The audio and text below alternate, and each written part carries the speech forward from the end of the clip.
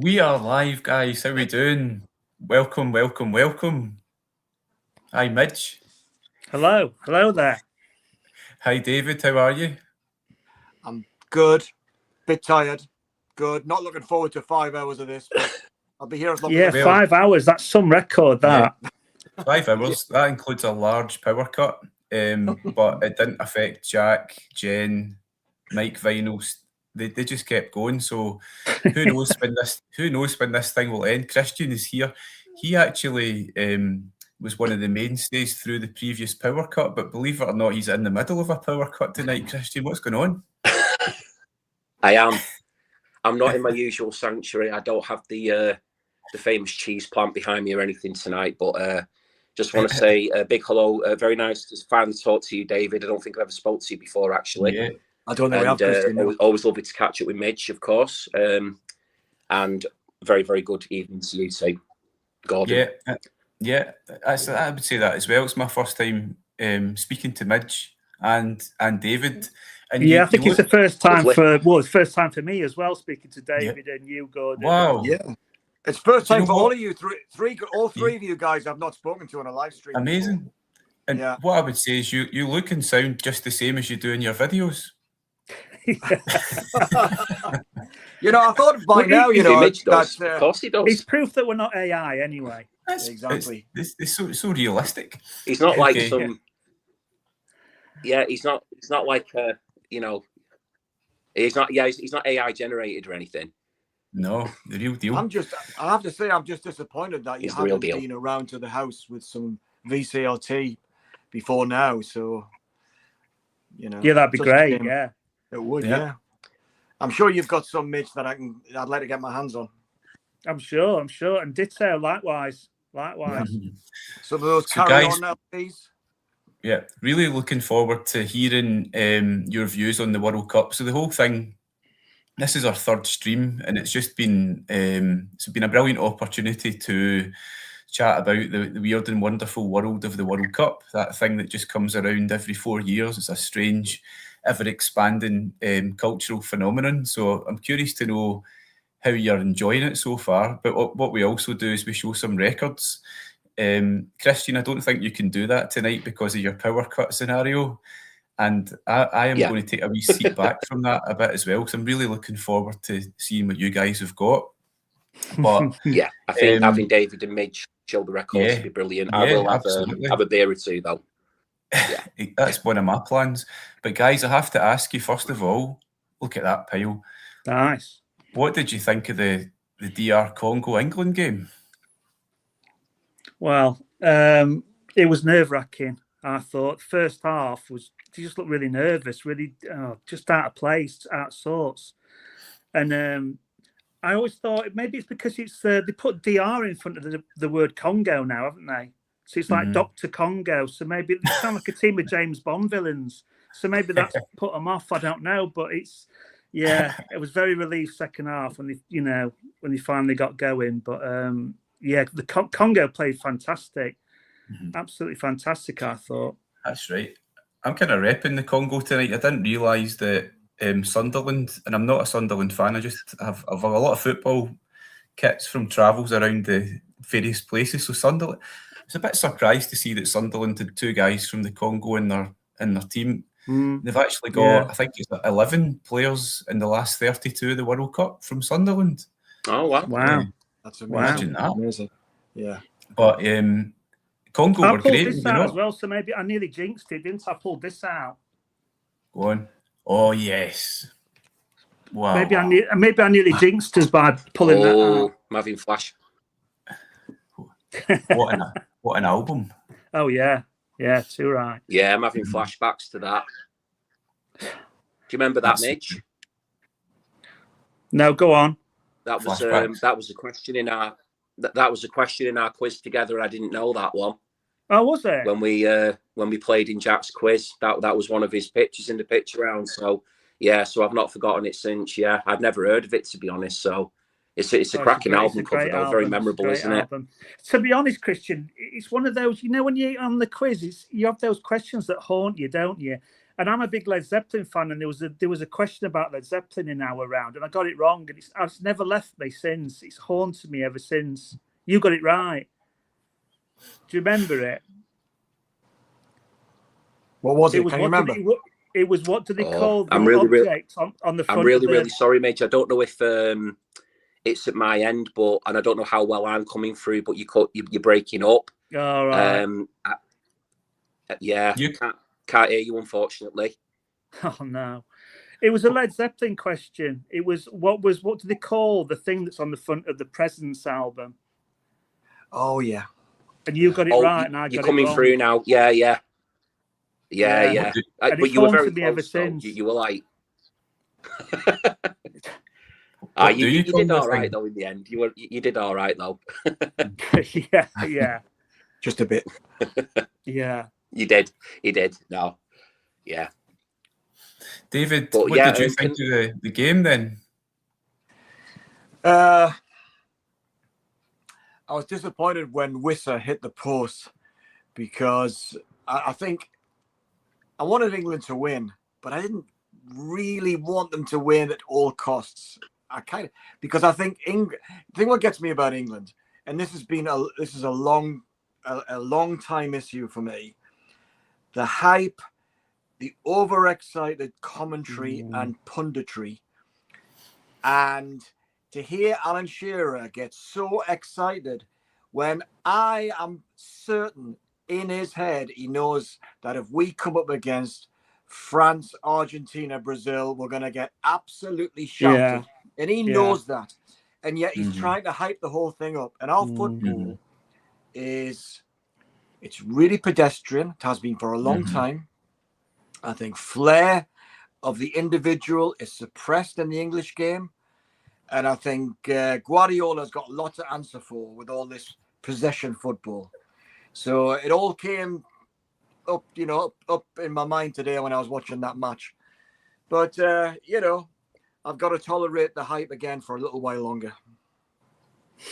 Not much longer, I don't think. No, I don't think so either. I have to put my glasses on to read Rob Walker's comments. What's this? Yeah, he's to him about football. Very good, Rob. Absolutely, mate. I've long said, you didn't hear me say this, Christian and Midge, but I've long said to Rob and Gav, and I just said to Gordon, is that I'm not really a football fan. I'm a Newcastle fan.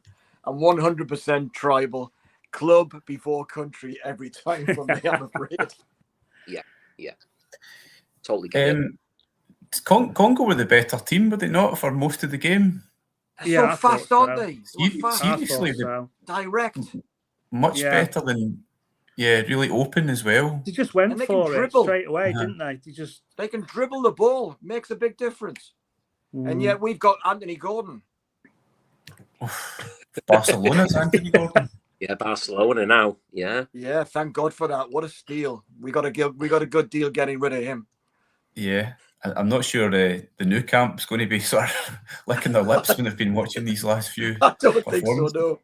He got 2 assists, though, didn't he? In the end? How much did he go for? I think he went for just shy of 70 million. That might or might not include a few add-ons. But he's got a heart made of glass, really, to be honest with you, because when the shit goes down, he disappears, and he's not good. He can't take on a man other than using his speed. So I was delighted when we sold him, because I think I'd like to have seen him go the season before. But we made a profit. Yeah, fair enough. Yeah, here's a man who has appeared. Yeah. Welcome to the stage, Rob Walker. This guy's definitely not AI, isn't he? He's real. I'm not sure about the hair. AI, the hair might be AI. Oh, wow. Rob, welcome back to the channel.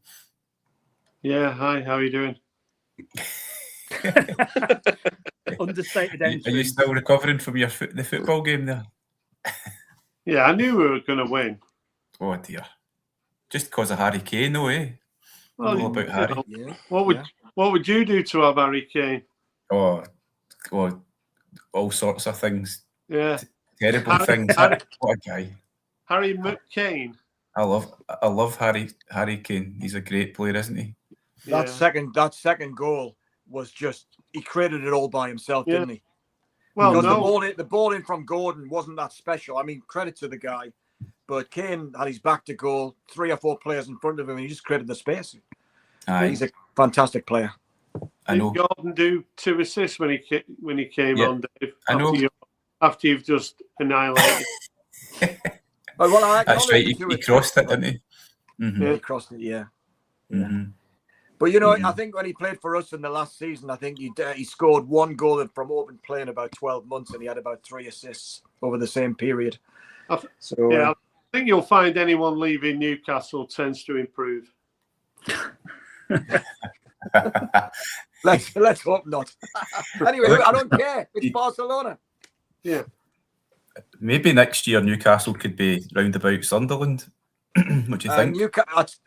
Based on our current transfer activity, and holding on to Eddie Howe, we are pretty much favourites outside the newly promoted clubs. We're going to be the favourites to go down. I've seen this time and time again. We're going to start badly, and Eddie Howe will be fired before the end of September. Oh, wow. I'd like Eddie Howe to be the England manager. He's been linked so many times, hasn't he? Yeah. Eddie Howe. I want an English manager. I don't want a German managing the England team. Yeah, I have to agree with that. I accept that too. He's not very tactically astute as Eddie Howe. He plays a high intensity game, and that's all. That's his model, and he can't deviate. And he's been outthought by opposition managers all the way through last season, and a little bit before, in fact. So he's great at working with players, on the training pitch, but he's not a master tactician. I think he's gone a bit stale at Newcastle. He has. He's been there a while, hasn't he? Yeah, he has. Yeah, it has. It happens to all managers, man. It happens to all except like fantastic managers like Ferguson. Mm-hmm. Yeah. 100%. Yeah, Ferguson's the greatest. Yeah. Yep. So what about the tournament altogether? I mean, next up for England, the easy task, he says jokingly, of going to Mexico and the Azteca. How do you feel about that? Yeah, well, that's not going to be easy. For England to make any progress, we're going to have to beat the three Americas probably. We've got to win against Mexico. Maybe if Brazil get past Norway. Yep. Although I do want Norway to go as far as possible because their celebrations after the game, that's like the biggest highlight of the World Cup. Yeah. The amount of things on social media of people in nursing homes and nurseries and pets and doing the Viking. We need to get everyone in the BC doing that, don't we? Yeah. Has anyone got any AHA records? Oh, for I do, yeah. I'm not going to show one. Yeah. I'm sure there's like Norwegian prog, isn't there? And no, there will be, yeah. I've got a Norwegian album.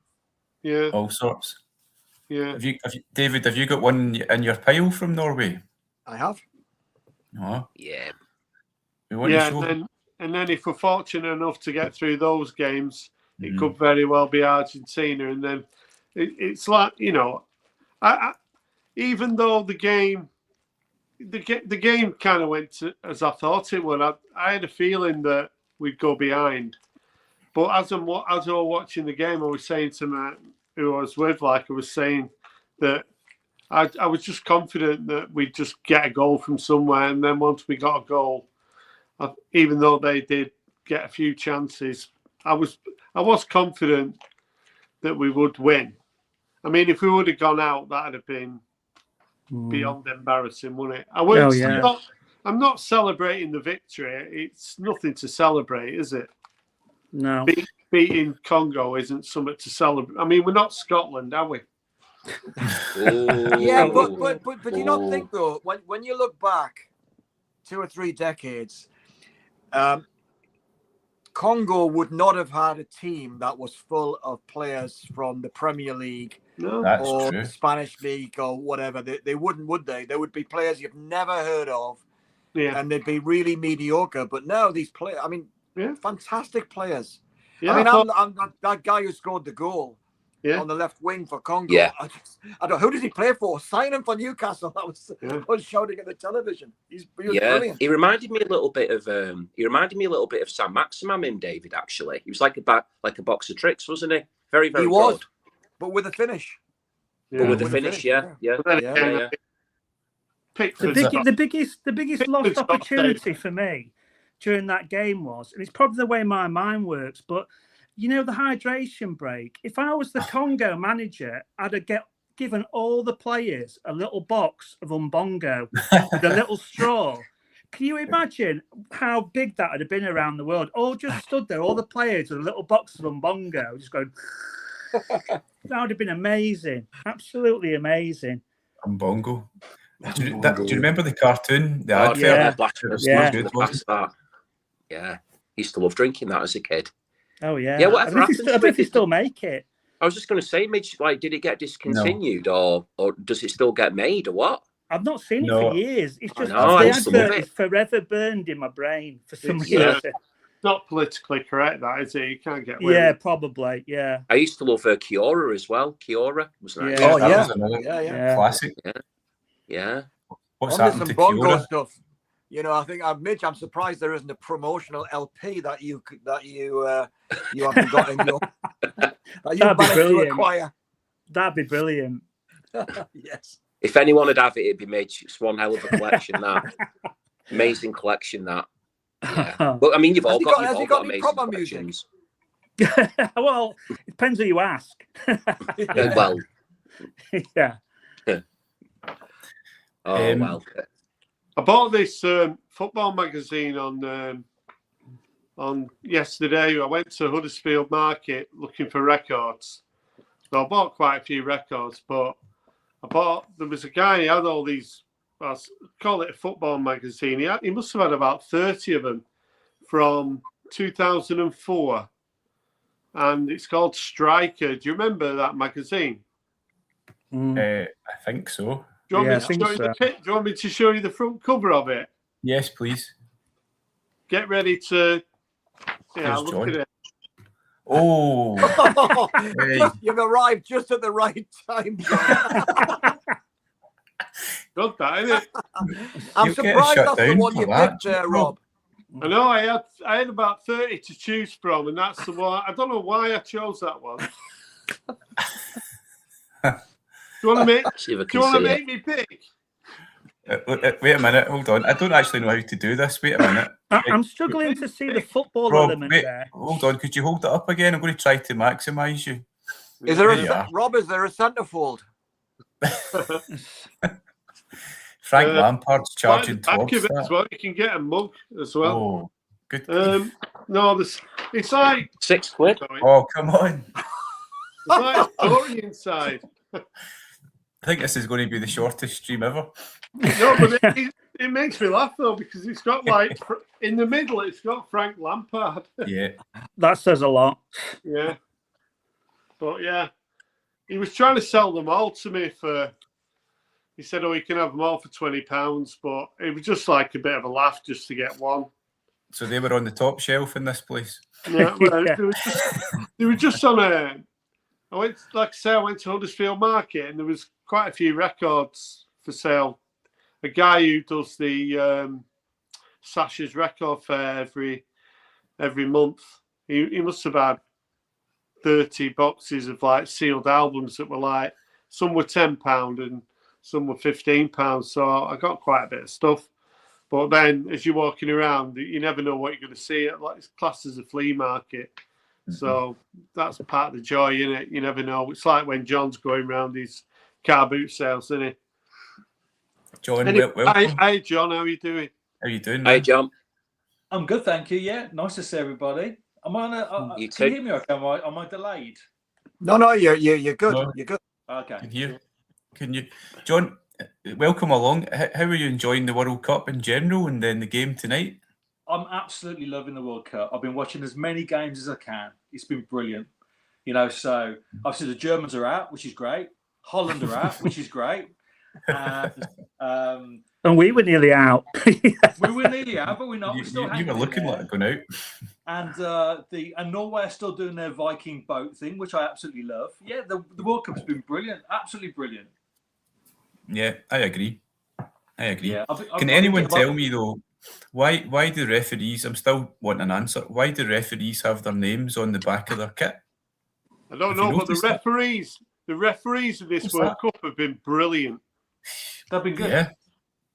I think they've got names on the back of the kit so they can attract personal sponsorship. That must be it. It's the commercialisation of refereeing. Yeah. Mad. Yeah. And when you watch VAR, there's always a guy that's standing up. He doesn't get a seat. I'm still annoyed at that as well. At the start of the game, there's always one guy standing up, two sitting down. Give him a seat. I hope the Premier League's going to follow the direction of the World Cup by not spending 10 minutes on decisions. The amount of sort of, you know, those fouls that are kind of 50-50 fouls in the Premier League, they always get given. This World Cup, he's just telling people to get up. Oh, like the Harry Kane penalty. That weren't a penalty. It wasn't a penalty either. Not a penalty. No. Not a penalty. No. Not for me. Mm-hmm. Yeah, he was looking for it. We were shouting for it, you know, in the pub. It was a stone wall, weren't it? But they always are, aren't they? Yeah. When you've got a beer in your hand, yeah. Oh, yeah. Yeah, they're on, aren't they? Yeah. Sorry, I want to say Tuchel were getting loads of stick in the pub, like, you know, loads of like anti-German sentiment at half-time. Yeah, but to be fair, Rob, he doesn't appear to know what the fuck he's doing, does he? That's the problem, you know. So, no. Are you not his biggest fan? Well, you know, give him benefit of the doubt, but you know, his squad selection was a bit strange, wasn't it? We don't have right back. Well, we've got Declan Rice. Declan Rice. What's that about? That's weird, that, isn't it?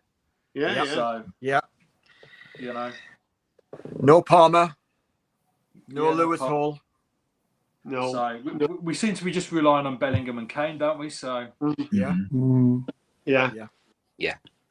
Not for much longer though, as somebody's already hinted. Well, we'll have to be at our best to beat Mexico. I'm looking forward to the game. I'm looking forward to the game on Monday. It'll be good. You know, good atmosphere, and you know, it's a proper World Cup game, isn't it? You know, so The World Cup starts now, I think. Azteca as well. It's got a bit of mythology about it, doesn't it? Yeah, 1970, 1986. The World Cup generally starts when Scotland go home. Yeah. Yes. Hey, Gordon, should I show an LP? Because we're talking about Mexico. Yeah. Go for it, please, Dave. Yeah. Go for it, right. Let me. Midge, you got one as well, mate? Yeah. Right. Let's see if we got the same one. Rodrigo and Gabriela. I love that one. That's a great record, Dave. Yeah. The first track. What's the first track again? It's like somebody played it to me. Tamukun.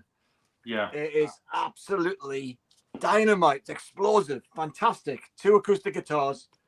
Never seen them live, but I bet they're brilliant. But it's a great album. I love it. Yeah, I've seen them a couple of times, Dave. Yeah, absolutely fantastic. Is there a Metallica cover on that record? Is it a different one? Oh, is there? Well, no, Stairway to Heaven. Oh, Stairway to Heaven on this one. Right. No, I don't think there's a Metallica one. Not one that I recognise anywhere. I look at the credits. Mexican. I don't think so. Mm-hmm. Nice. So yeah. So that was mine. So Mexico. I think they're playing that out. I think they're playing Birmingham soon, Dave, or they want to just play. So around now anyway. All right.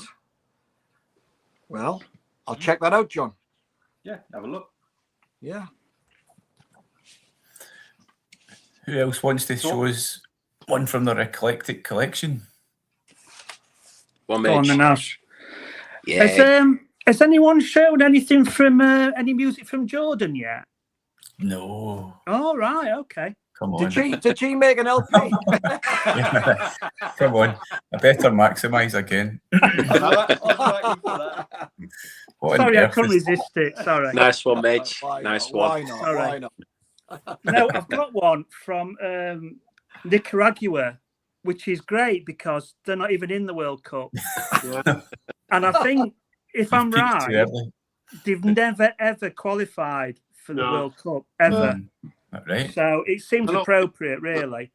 That's brilliant. You need to show that one. It's by, I don't know if you can see that. It's by a guy called Alfonso Noel Lovo, and it's called Terremoto Richter 6.25, and it's absolutely brilliant. It's Oh wow! It's like a sort of like a psyche type, rock, jazz, Latin. There's a bit of everything in it. And he wrote the album after a huge earthquake that occurred. I think it was in '72 in Nicaragua. And it's sort of like, on the Richter scale, it was 6.25. So it was a huge one. And it caused, loads of fatalities and stuff. But it sort of inspired this album. Now it's a bit macabre, but the album it's not downbeat or anything. It's got a real sort of stoned, sort of Hendrix-inspired type psych. But it's like rock mixed with all sorts of elements. There's a bit of Latin there. There's a bit of jazz. There's like African rhythm. So it's a real melting pot. But the guy, if you can see him there, wait a minute. the guy was part of, his family was quite rich apparently in Nicaragua, and he's had quite a life. So when he was in his teens, he used to come to London a lot because he loved the music there. And one night, apparently, who was it now? He was watching Jimi Hendrix, and Noel Redding couldn't play for some reason. So Jimmy asked the crowd if anyone could play bass, and he stepped forward. I don't know how true this is, but he stepped forward and he invited him up on stage, and he played the gig with Hendrix, and Hendrix was really impressed, apparently. So this guy's had quite a life. And also, apparently, on one of his trips to London, his family was quite wealthy, and the plane he was on was hijacked by a Sandinista group, and one of the guys recognized him from school, so they took him hostage on the plane. To try it. So yeah, and also I don't know how it ended badly because he was shot several times, but he still survived. So this guy's he's had a life, put it that way. He played with Hendrix. He was part of a hostage takeover, and he was shot several times. So, but he made this album, which was, talk about a claim to fame. He's got 3, but this album is superb. If you ever it's on Bandcamp and things like that. Vampisol reissued it, but it's a great album. It's a really killer sort of, like I say, like a stone psych album. Lots of sort of like acidy type guitar and that, but really tuneful and stuff. But it's a great album. Alfonso Noel Lovo. That's a great shout. It's a brilliant pick, It's really cool. Brilliant. Really cool. Brilliant pick, Midge. I love the fact that you've pulled out a record from a country that's not in the World Cup. Yeah. Well, when you asked me to be on this team, I thought it's great because I know little about football. I love I've hardly watched any of the World Cup, and it was made for me, really. This team. So I thought I'll pull out a record from a team that's not even in it. And Jordan as well. I think that's brilliant too. Well, the wild card, Mitch. The wild card. That was a bit telegraphed, though. Yeah. Well, after Rob's shocking striker reveal at the beginning as well. It's all happening. It's all happening. It's almost like it's choreographed. Have you had any records from Haiti yet? John, aren't they? Well, they were in it. They were there. Yeah, but they were in it. Yeah, at least they were there. They were there. They were there. No, on you go. John, let me maximise this. What you got? There you go, yeah. So that's Taboo Combo with the album Respect. Look at those guys there. They look great, don't they? Wow. Can you see that? Yeah. Bloody hell. Great cover. Great. Is that right? Is Harris right there? What's Yeah, this? they were Allowed to enter the They're Eurovision winning Song one eliminator, Contest. yeah. Senegal beating Belgium. Wow. Yeah. Shocking. Yeah. On you go, John. Yeah, so it's like a Haitian funk. It's very good. Yeah, It very looks good. Yeah, 1970s. It something does like look that. good. Yeah, I don't think it's expensive or anything, but it's a nice. I mean, if you see an album with a cover like that, you buy it, don't you? Yeah. Too right. Yeah. Too right. Definitely, Very yeah. Is that kind of orchestral, or is there a vocalist as well? Yeah, vocalist. Yeah. So it's so obviously singing in both English and what language you get in Haiti? I don't know. Oh, Haitian? be Spanish. French, Is it French Spanish, possibly. really? French, Yeah. Okay. I don't know. French, French. I don't think possibly. it's French. I don't think it's French, but yeah. So yeah, very good. Nice one. So we've got Haiti. Yeah. What else we got? I think in terms of the football, I've only watched one match all the way through, and that was today's England match. All the others I've caught either second half or just the 8-minute highlights on YouTube in the morning. Yeah. Yeah, that's Because right, the girls are watching Love Island, so I can't really get to the telly in the evening. We're back to Have you- striker again. Yeah, but I mean, Love Island is a little bit more interesting as well as than some of our Yeah. football.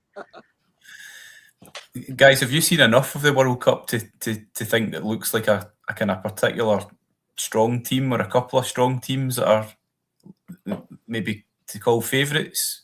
What do you think so far? France. Yeah. France, Yeah. I think France are looking great. Yeah. France looked Yeah. good. Spain looked good. Yeah, I thought Morocco looked good. Uh-huh. Yeah, against Holland. But I said France, didn't I, at the start? So Yeah. The Argies are good. Brazil are good. yeah. Yeah. It's looking in that direction, isn't it? Yeah. Mm.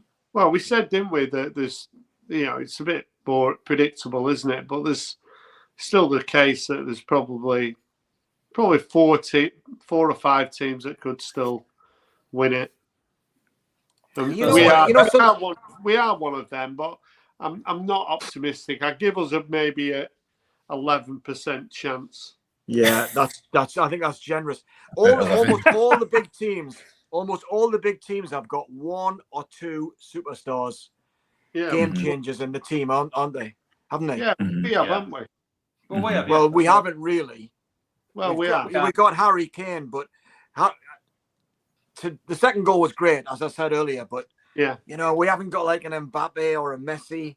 yeah, who but you're can just forgetting create about something out of nothing. Dan Burn. Has Dan Burn played yet? No, Has he played? and we've talking of Jordan, we've got the real Jordan on our bench, haven't we? We have. Yeah. Henderson. Yeah. Yeah. Why he's there? I mean, we spoke about this, but when we left someone like Adam Wharton behind, it's crazy. Hasn't he broke a record in that he's the first English player to have featured in, is it 6 consecutive tournaments? No, but he's not featured. Has he come on yet? Has he come on? He came in that game, yeah. Yeah, he did. Oh, did he come on against somebody? Yeah, he did. Ghana, perhaps. Right. Yeah, well, that's one of the reasons we've had no success in it then. Oh, Brazil do not look crap. When the shit goes down, Brazil, they step up, man. You've It's got going to be in that game against Norway. Norway are, that I think that, that could go all the way. That could go to penalties. There's a lot of pressure on Brazil, though. I mean, they've not won the World Cup for, is it 24 years? That's a big deal in Brazil, isn't it? Oh, absolutely, yeah. Yeah. It was the Ronaldo team, wasn't it? If R9 they'd have gone out against Japan, they'd have been rioting in the street. But Morocco beat Holland, so they rioted in the street instead. Oh, they did. Here comes Dave. What was that? That's Brazil. Brazil. Oh, nice. On you go. I bought this today. Can you Did you? believe it? I went on a recce to a local record shop today because I was told they've got a jazz collection in. Was it any good? It's Psychotron, John. Yeah. They have got a jazz collection in, but I managed to get behind the counter to look at the stuff he hadn't priced yet. And there was a lot of tip-on jacketed blue notes from the 60s that I daren't ask him the price of. But I picked this up for £8. This is an Italian version of, I think, Diodato's most famous album. It's Brazilian like composer. Yeah. And Baubles, Bangles and Beads. Also Sprach Zarathustra, which I think was a single back in the 70s. John, you'll know that. Yeah. It was, yeah. Yeah, it was originally issued on CTI, wasn't it? This is on CTI. This is on CTI Italy, yeah. It is. I didn't realise, but it is CTI. You can see in the top corner there. Oh, yeah. Yeah. But I cleaned it and I played it before I came on the stream tonight, and it's really pretty fabulous. It's really good. What kind of music is it, Dave? Well, it's kind of jazz, but it's funky. Yeah. It's early 70s, so it's got that jazz funk vibe, but it's got that soundtracky orchestral component as well. So it's not just jazz with a Hammond organ, if you like, and a funky beat. This is kind of more of a soundscapey, soundtracky kind of thing, but funky, definitely. So I get sucked in with the CTI label, and because you hear something and it'll be really funky, or like it'll be like a Hammond groove or something, it'll be really cool, and then the rest of the album will be quite easy, a little bit too tame for me. Yeah. And so I always get lured in with the CTI label, and then I'm a little bit sort of a little bit of buyer's remorse afterwards, thinking I'm buying it for one tune or something like that. So yeah, I'm a little bit careful now with CTI. I mean, there's some great CTI records, but yes, some of them are a little bit easy in places for my taste anyway. But they're quite cheap though, John. So they are. Them, can't you? Yeah, they are. Yeah. Anybody else got something from Brazil? I've got something from Ghana. Ghana, right? Hold on. Pull that up. They're still in it. Pull up Ghana. Right, hold on. John, on you go. Right, so this is Dr. Gayatri and his Noble Kings. And this has actually just been reissued, so in the last month or so. But it's a lovely high life album. So if that's your nice. sort of thing, yeah, it's lovely sort of chiming guitars and that sort of stuff. I mean, I bought this quite a long time ago, but I say a nice reissue came out recently. So yeah, I definitely recommend that. Really good. But yeah, from Ghana. How do you pick that up on that one, John? I just saw it in a shop and bought it on the base of the cover. But yeah, lovely record. 70s stuff, is it, John? Yeah, 70s. It might be very early 80s. Okay. Yeah. So, but yeah, really nice stuff. Cool. Nice one. Guys, can I ask you this question on behalf of the Serpent of Siena? Do you guys have any tips on buying job lots? Do you buy job lots? Job lots of what? Job lots of records. Do you ever do that? I'm selling a job lot of records.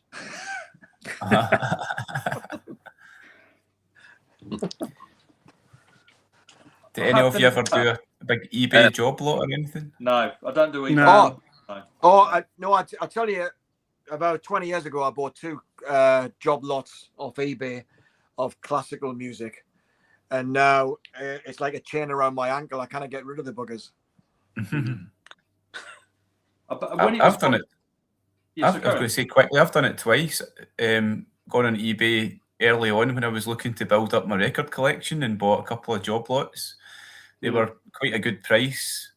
A real nice mixture of different things. I remember one of them was a bunch of soul and funk and a lot of albums I hadn't heard of. The conditions were a bit mixed, but the price was good, so it was worth it at the time. I haven't done it for ages. I think it's good when you start in a collection. The trouble is, when I see job lots on eBay and stuff, I tend to sort of cherry pick them. And there's been a few times when I've contacted the seller and said, could you sell these separately? Sometimes you do, sometimes you don't. I tend to cherry pick.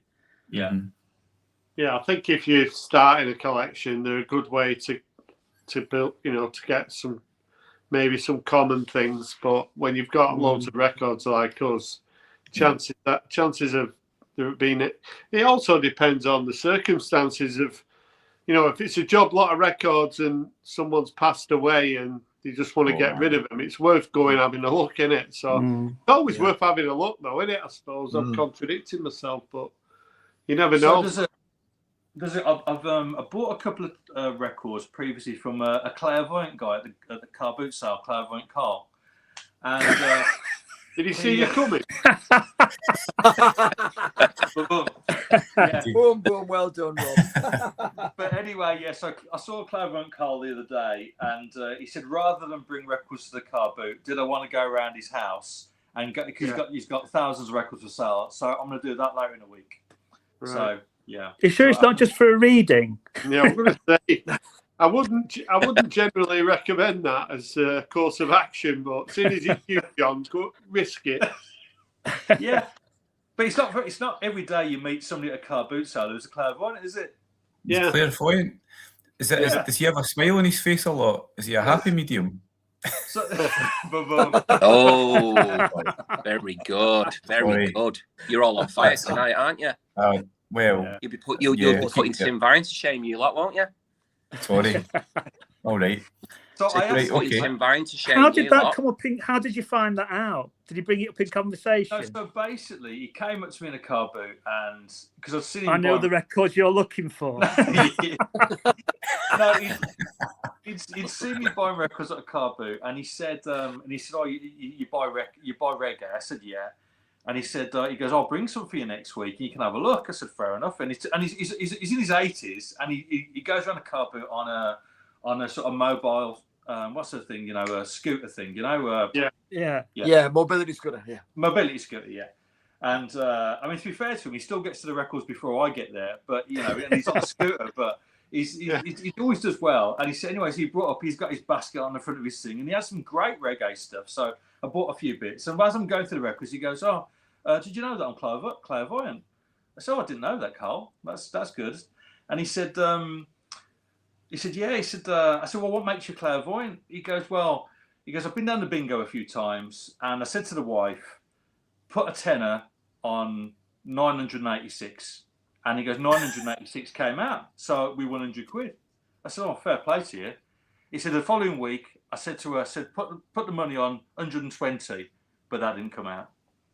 But that was the conversation at the. But so yeah, clairvoyant Carl, yeah. So nice guy. Not so clairvoyant. Yeah, did you haggle with him? There's a question there. Did you haggle with him, John, or did he know the prices you were going to pay? Exactly. He knew the prices, Gordon. Yeah. All right, that's cool. There's no point. So let's see what I find at Clairvoyant Carl's house. And if I don't come out, if you don't see me again after this stream, yeah, you know where I've been. Okay, brilliant. That's a great story. Great story. Okay, who's got a record? Who's got a record to show? I've got one. Again, it's another team that's been knocked out. So this Scotland. is from Japan. So this is you've probably seen this before. It's not an original. It's a reissue. It's Akira Ishikawa and Count Buffaloes, and it's the Uganda album. And he was like a jazz drummer. This is from '72, I think. And it's just really cool. It's like a mixture of prog and rock, psych, jazz, African rhythms, and it's sort of got that really sort of muddy sound to it as well. It's all over the place, but it's a fantastic record. I think it's only got 4 tracks on it, and it comes in this sort of like really extravagant type box for no reason, because when you open it up, it's just one record. It's like those UHQRs, isn't it? Yeah, and it's just, there's no reason for it being in a box, but it looks cool. And it's only got 4 tracks on it, and it's quite, obviously the tracks are quite extended, but it's not like a jazz album or anything. There's loads of different sort of musical styles on it.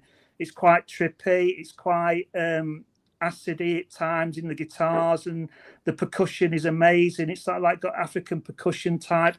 Again, it's like another like melting pot. So if you put off jazz, don't be put off because you think it's jazz. It's a bit of everything, but it's really cool. I'm really glad I picked it up. But yeah, from 72, I think it is. But Wow. yeah, Akira Ishikawa, it's fantastic. I'm put off by the box. Yeah, It also makes it more expensive as well. But yeah, there's no reason for it being. I presume that's how it was originally issued. But yeah, it's sort of like in a George Harrison type All Things Must Pass box. There's no reason for it because you know when you open it up, half of it's got a foam backing on it. Yeah. So there's no reason for it to be in a box, but there you go. Part of its charm. Nice one. But that's from Japan. And I think that sort of that smacks of that 70s packaging. I've seen that a few times, bizarrely. You sometimes wonder why is that record in that kind of packaging? It doesn't make too much sense. So I don't know how expensive it was at the time, but it will have pushed the price up. But yeah, it's a cool album. Just been reissued on Mr. Bongo, so it's worth checking out. But yeah, it's a great album. Nice one. I've got another record. On you go, Dave. Name this country. Oh, Jolie Taxi. Oui. Oh, I love that album. Is Rob present? Yeah, Rob, you'd like that one, wouldn't you? Yeah. I've got a produced by Lenny Kravitz. Yeah, my favourite. I have not listened to this in at least 10 years. I'm curious now. It's a I'm good just album. putting it out for this live stream. Does a version of I'm Waiting for the Man. Yeah. Oh, wow. Really? Yeah. Velvet Underground. Yeah, it's got to be. Amazing. That's Can't good. see any credits, mind. Maybe there's an insert that comes with it, but it's not on my copy. But this is really minty, so I don't know. But that's France for you. Oh, he's French. Any other French? Rob, French Rob, contributions? nice one. Rob, can I quickly ask you a question? It's because Lenny Kravitz came up there. Yeah. And I saw you talking about, is it the person that cuts your hair? Yeah. Lenny Kravitz cuts your hair. Yeah. Have you been back for a hair? There's a wee story. Have you been back for a haircut yet? No, I'm probably I've started because she's pretty nice actually. I'm starting going every month, so I'm going to be going on Friday. Why? Do you want me to... No, it was interesting listening to you talk about it in your video, and it was about the Lenny Kravitz album that you'd picked up. And That weren't in a video, was it? Aye. Maybe was it live?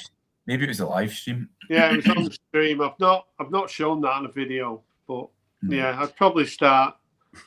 John always takes the mickey when because I'm always putting little side notes about women in my videos, so he's always taking the piss out of me for that. I know so much about Rob's love life, and he does. It's just watching his videos. He does know. But do you remember that one that I deleted it now, and it was about like it was like 5 ex-girlfriends thread. Remember that? Oh, dear. Wow. It's only a thread, Rob. It's only a thread if somebody else does it too. Otherwise, your video. No, what it was, I think it was John the Digital Gramophone. Right. Put this loose idea for a competition, so I changed it into 5 records relating to ex-girlfriends. It was, but I did have to delete it after a while. But Inappropriate. I would love to know what albums you showed. John sent me a Spoon record to thank me for. I kind of was one of the winners of the contest. Brilliant. Did any of those ex-girlfriends get in touch, Rob, following your video? Only the lawyers. Yeah. One of them watched it. She did watch it because I told her about it and she watched it. So I'll let you guess which one it was that watched it. Wow. Is that the one that was in Den Bosch last year? It is the one that was in Den Bosch, Yeah. Cool. We need Got to a check this record out. to show here. Yeah, go for it, Rob.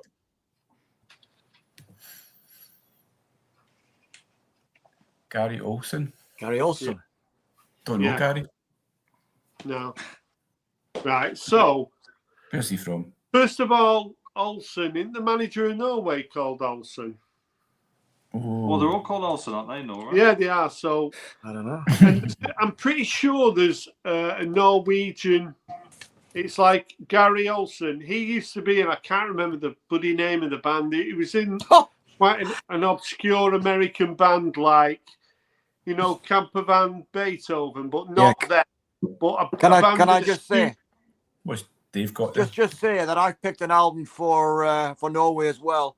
I'm not All right, showing well, the hang album on a yet minute. until you finish, Rob.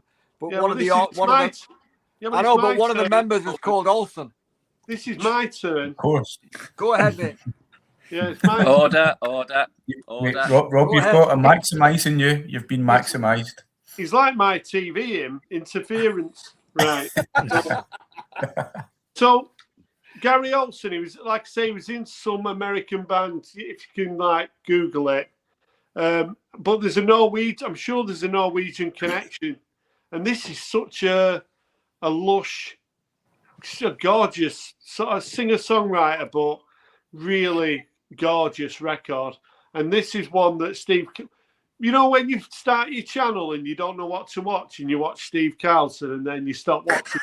Well, I'm. Oh.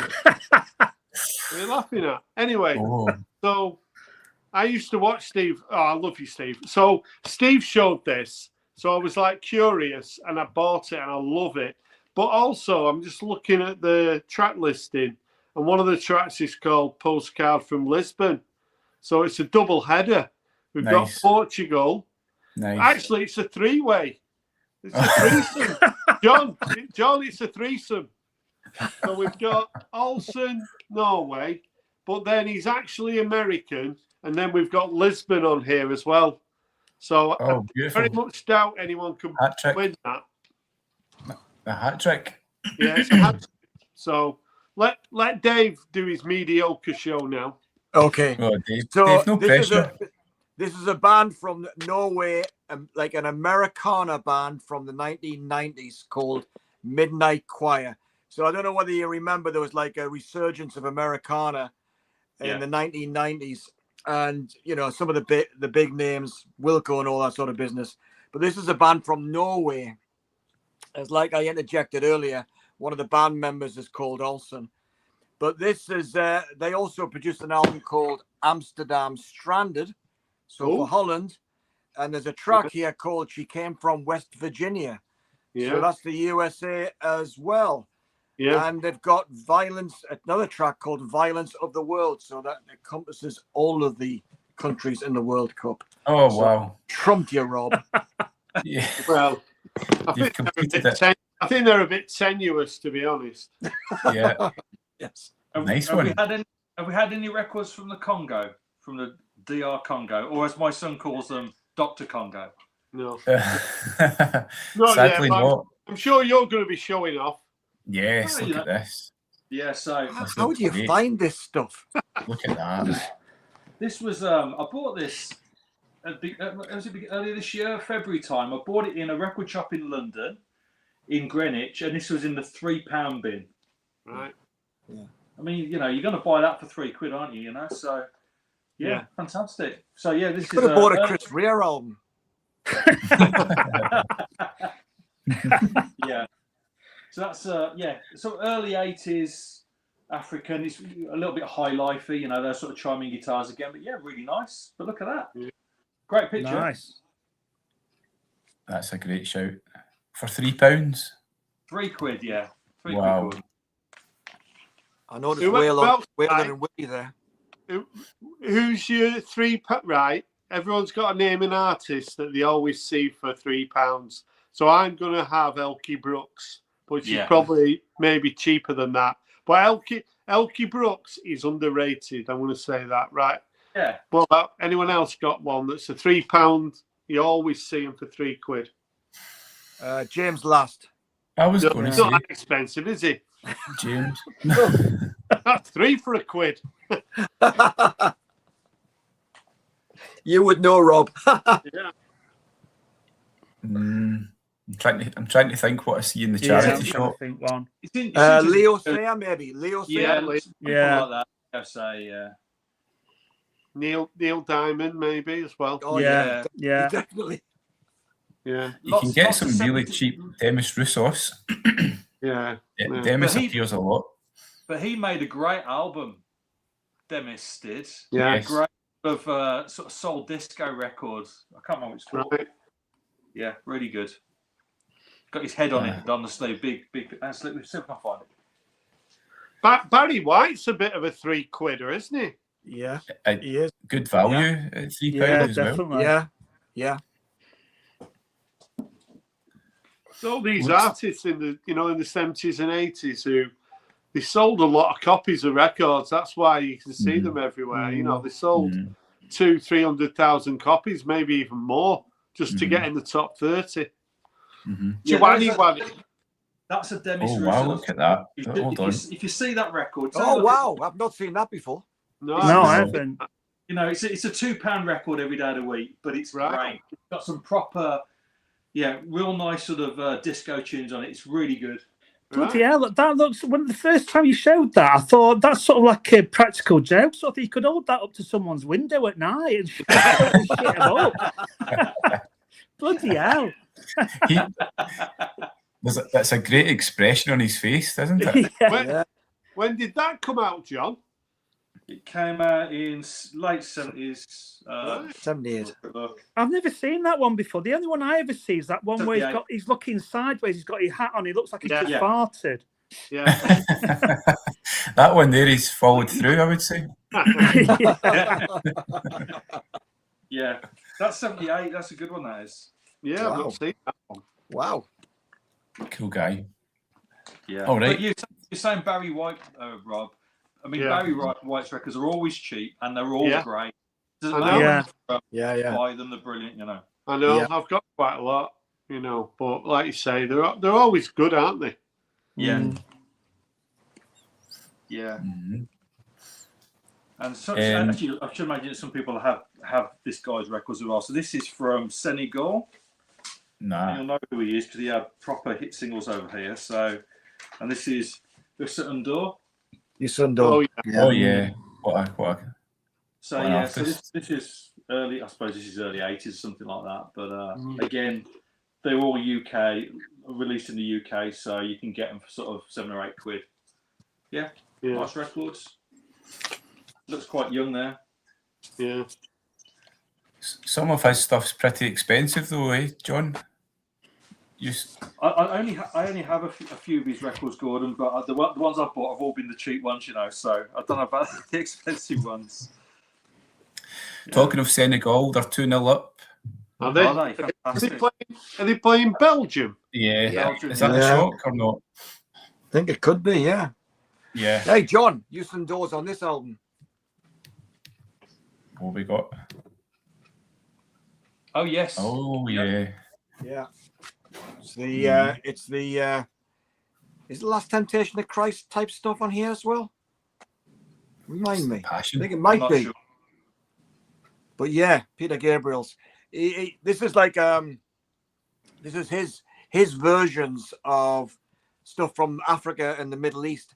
And there was another album that came along with it was the Passion Sources. So the original tracks that formed the basis of this particular kind of adaptation. Both of them are really good. When's that from, Dave? 1989. 89. On Virgin, double album. That's an album you can pick up fairly cheaply. Probably a tenner at a record fair. Really? Yeah. You know, it's got like the Peter Gabriel kind of sonic stamp on it, but there's definitely the influences from Africa and the Middle East are very, very strong. When was Soul released? Was it about 86? 86. Yeah. 87. Yeah. That's what I was going to show tonight, but I couldn't. A few years later, and he's doing quite a change, isn't it? Well, he was on In Your Eyes, wasn't he? Yes, he was. The next album was called Us by Peter Gabriel, and around the same time he produced the Passion album.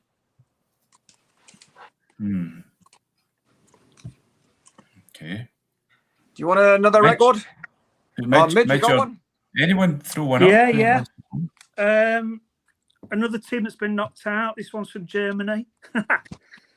Oh, I love that record. Yeah, What is Manuel Gottsing. He's the guitarist from the Ashra Temple, and he made this album. I think it was in the 80s, 81, and it's absolutely superb. It's if you listen to it, you think it could have been released now. It still sounds really fresh, and it's sort of like he's made like a minimalist sort of electronic backing.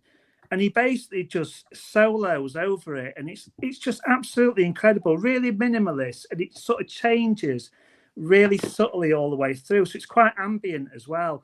But it's just an amazing listen, and it's one of those. It's like one big suite, so it's sort of like I think it's about 50 minutes long because, you know, when they say about cramming a lot of sort of music onto a side of vinyl, the first side is 30 minutes long. And it's just incredible. It's just one of those records you can put on and just zone out to. Really ambient, really sort of relaxing, and his soloing's just sublime. It's just one long solo, and apparently he recorded it in one single session as well, which is incredible when you listen to it. It's absolutely fantastic. It's called E2 E4, which is apparently is one of the most common opening moves in chess, hence the cover, but. It's a beautiful record, absolutely beautiful to listen to. And like I say, it's from the 80s, but listening to it, you know, you can hear it in a lot of dance music now, or a lot of electronic music. Just absolutely fantastic album. So what turned you on to that one? Because I've never seen it before. It was from the Ashra Temple. Like I say, he was the guitarist in that, and I'd heard a few of their albums. And then someone mentioned it to me and said, have you heard some of his solo stuff? Because he made a few solo records, but he played me a bit of this. And as soon as I heard it, I just thought, you know, that's amazing. I've got to have it. It's really beautiful record, really sort of cool, laid back, ambient, just incredible. And it sounds really ahead of its time. I saw him perform that album at the Barbican. Oh, really? Wow. About 10 years ago. And when I say I saw him perform it, I met a friend before and we had a few beers. And we got in the Barbican and got him a seat, and it was ever so warm. And that music's really quite relaxing. So I slept through quite a bit of it. But it was really good. Yeah, what I saw was great. Yeah. Brilliant. But yeah, I once, I like to say I saw New Order very early on in the 1980s, but actually I only heard them because I've never been so pissed at a concert in all my life. And I was lying on the floor on the balcony, and I can't remember actually seeing them. New Order. Dave, what else have you got? I know you've got this excellent pile of stuff there. I've got one for Argentina, and that is Astor Piazzolla. I've got an Argentina. Kind of tango, but it's. I think he was told by his mentor, who I have no idea who it was, is that he wanted to do tango, and he said you'll never get noticed doing tango, so he started to integrate kind of classical and tango, and it's absolutely gorgeous music. It doesn't go where you expect it to go. And he was very prolific, did loads of albums. Apparently the albums are really hard to get a hold of. This is just a comp that I picked up, in fact, earlier this year. But I've had CDs of his for like 20 or 30 years, but really beautiful music. Nice one. Argentina. I've got an Argentina. What you got, Rob? Don't cry about it, Rob. Oh, okay. So this is live in Buenos Aires in 2008. Yeah. So it's a triple record. I think the Police are my favourite group. I think they've overtook the Jam. Because like John was assassinating the Jam recently, weren't he? Saying that their albums were mediocre. So it's made me reevaluate the Jam because of John's disdain. So I decided that the Police where it's at now. So I love the Police anyway. There's like 20 tracks on here, so. But I'm just a bit gutted that I didn't go and see him. I know, Dave, you saw him was it in 980 or something? I saw them. I saw them half a dozen times, including Synchronicity at Leeds. Yeah. Right. Yeah. Fantastic. Yeah. I've never left a concert in my life with so much sweat. It's just incredible. Yeah. Amazing. I saw them when they reformed in 2008, and it's one of the worst gigs I've ever been to. It was what, John? It's one of the worst gigs I've ever been to, the Police. Wow. Oh, right. Yeah. Why was that? It was just dull. It was. Yeah. There's obviously no chemistry between him. It was just going through the motions, you know. It really was. Right. I saw Sting jump off stage once. I saw him one time in the south of France, and someone was spitting at Sting in the front row, you know, in this amphitheater, and he put his bass down and jumped into the crowd and started kicking the shit out of this bloke with the help of his roadie. Got up on stage a couple of minutes later again, continued the gig. Yeah. Do you have a favourite Police album, Rob? Oh, don't ask him that. Yeah, don't ask him that. Don't ask him that. There goes the worst someone who one. never The watches worst one. any of my videos. I know. I know. I should have. Can I just double check, guys? Have any of you clarified? Is there anyone streaming this stream at the moment? Oh yeah, you need to check that. Right. Okay. It's okay. Right, moving on. Mitch, have you got another cool one? Hopefully. I don't know if someone's shown this already. They might have. I think they're from France, although I think they're a bit of a mixture. I think they're from all over. Gotham Project. Yeah. I think it's called La Revanche del Tango. Sort of like a mixture of Latin rhythms and modern sort of dance sort of rhythms. It's like a hybrid. So it takes part of the old and the new. So it's like sort of like Latin tango music, but with like fresh beats and things like that, like a modern sort of twist on it. But it's really funky. It's really cool. From 2001 on Excel. But yeah, if you've never heard it, it's well worth checking out. It's sort of like got that what are they called now? You know, Saint Germain.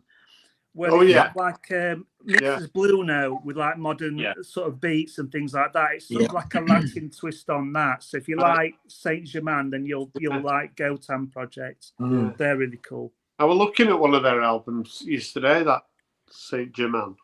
Yeah. The Tourist is really brilliant. Yeah, really Tourist is brilliant. Yeah. I don't think it was that.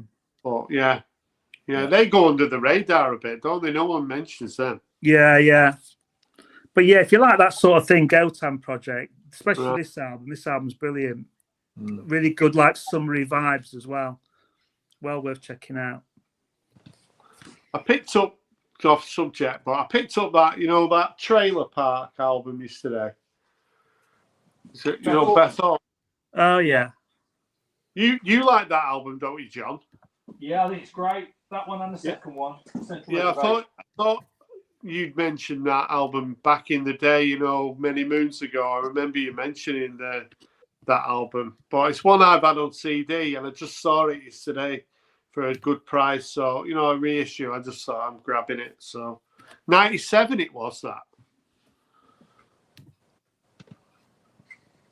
Yeah, just bought her latest album. It's just come out this week. Yeah, she was either playing Manchester or she's playing Manchester. So have you bought a new album? Yeah. What's it like? I really like it. She's gone sort of like it's hard to describe. It's like a minimalist thing she's doing now, but her voice sounds quite raspy, quite croaky now. It's definitely aged, but it does really suit the sort of stuff she does now. It's sort of like not as trip hop as it used to be. It always reminded me a bit of a Portishead kind of, Yeah, it's not as much like that now. It's more like sort of like late night piano-y type sound. Right. Like nightclub sort of sound. But it does suit her voice really well. But I really like her last couple of albums. I think they're really good. I need to check them out, give them a listen. Yeah. I like her though. I just like looking at her. Well, I Yeah. Yeah, I'm watching a video of her. Must have been last night, and I think I can't remember what song it is, but she's just dead cool. She was just so cool. Yeah. Yeah. And that album cover for that trailer park, that's one of my favourite album Yeah, covers. it's a good cover, that. Yeah. You know, the way the sun is, and she's got Yeah. like Converse on, and she's got a knee up, and Yeah, she looks like really cool. it's just a perfect album cover, that. Yeah. Nice one. Right, who wants to show? Dave, I know you've got more. Yeah, I've got one for Canada.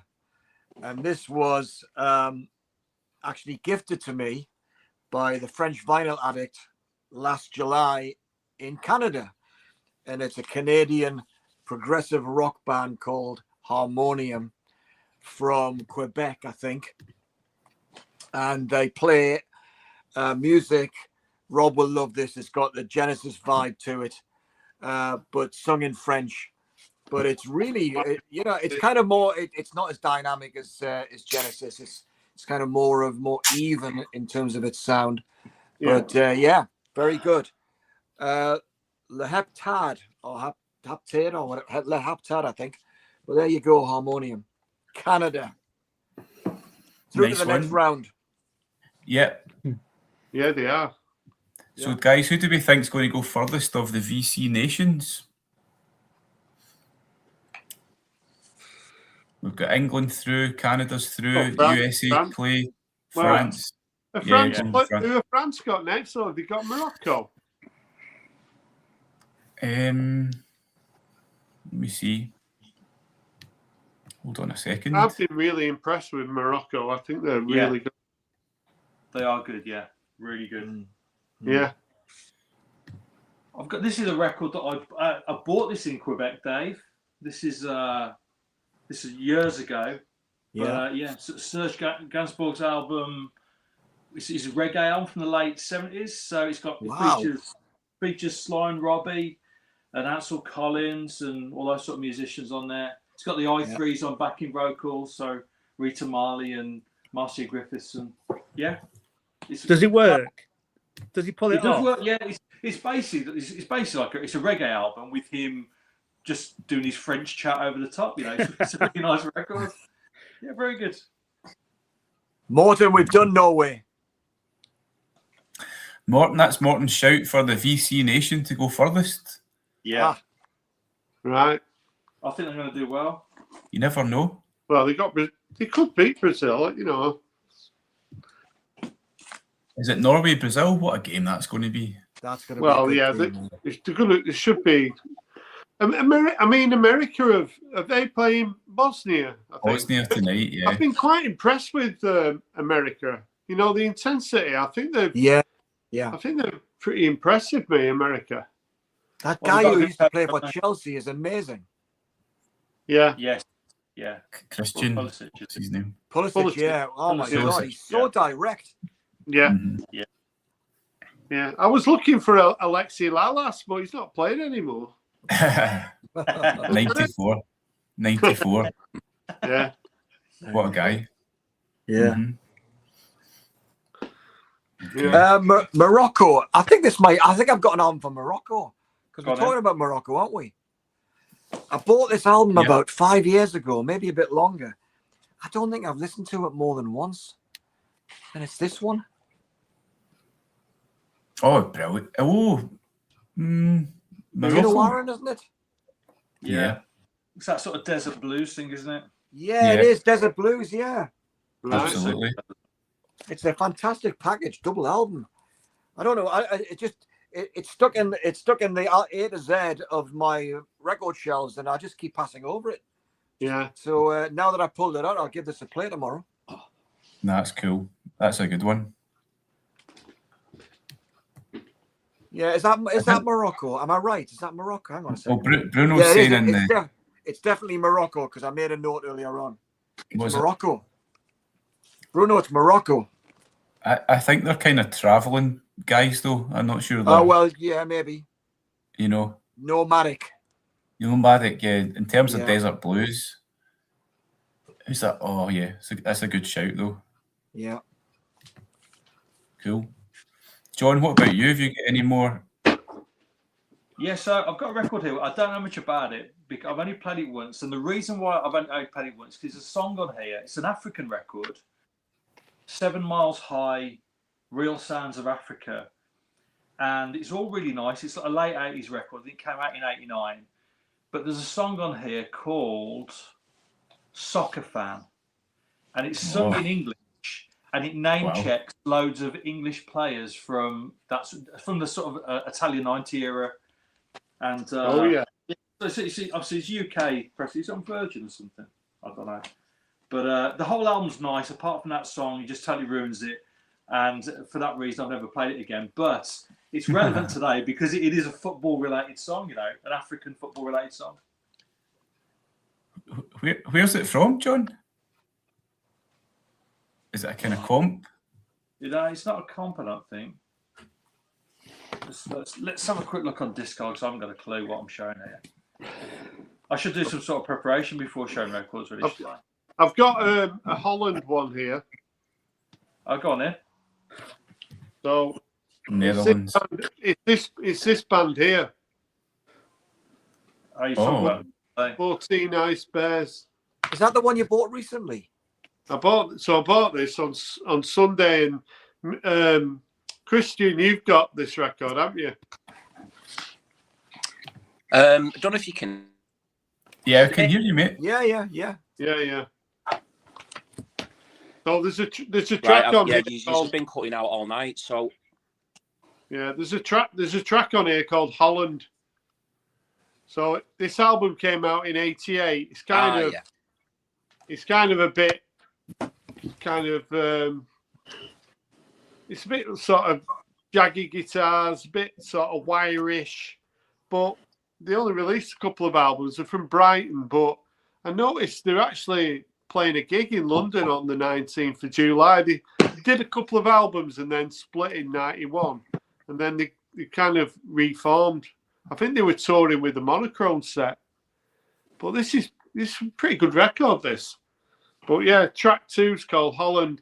Some of the tracks are meandering a little bit, but I kind of like those ones. And then there's a few that are quite frantic.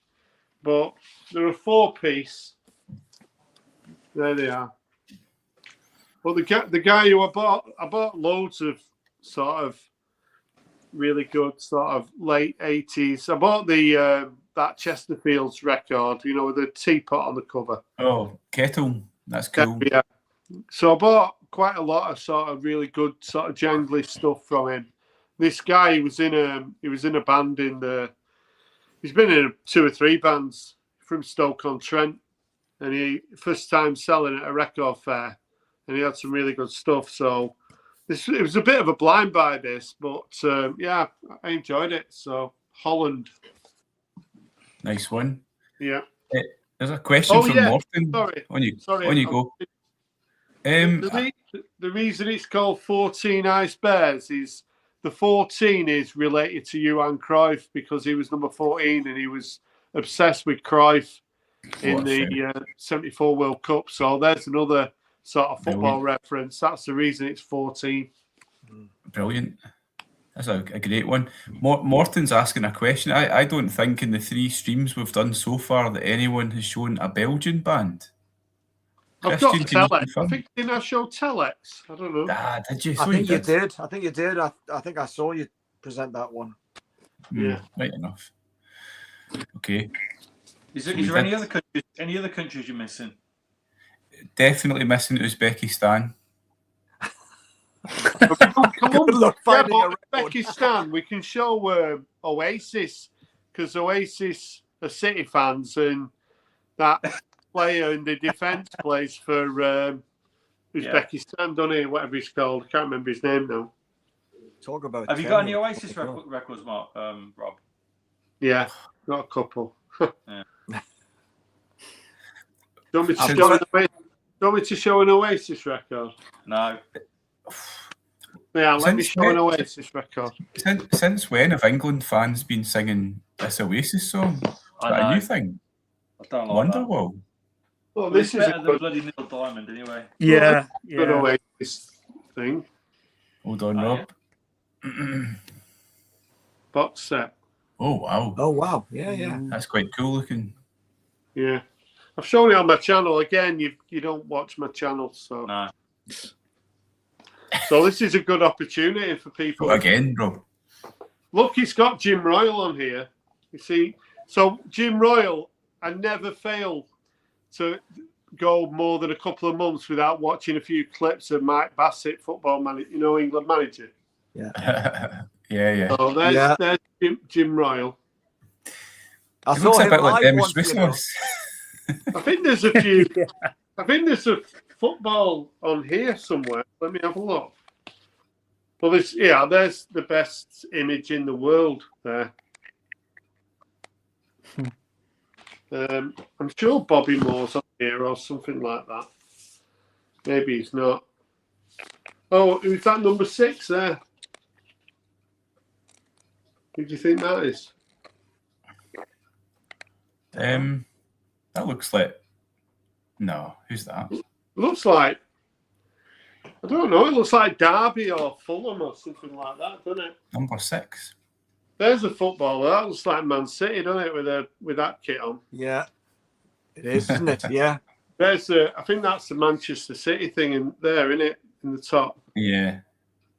Yeah. So, not sure if there's any other.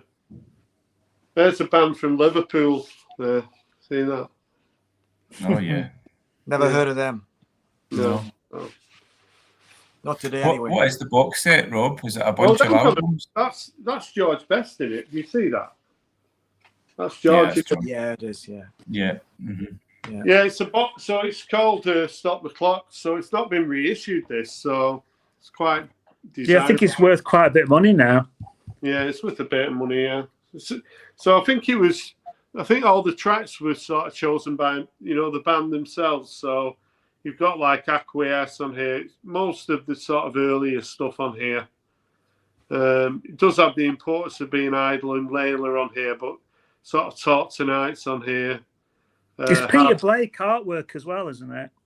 Say again. It's Peter Blake artwork, isn't it? It is Peter Blake. It says on the bottom of the box. So, yeah, screaming Peter Blake, that isn't it? Mm. So Paul Weller pulled Peter Blake to do that terrible album that he recently did, didn't he? Oh, yeah, 66. Well, he did Stanley Road as well, didn't he? That sounds like Stanley Road, yeah. That album sounds like someone who's 166. I don't know about. You like a stuck record, Rob? How about a bit more Japanese? So this is sort of group sounds album.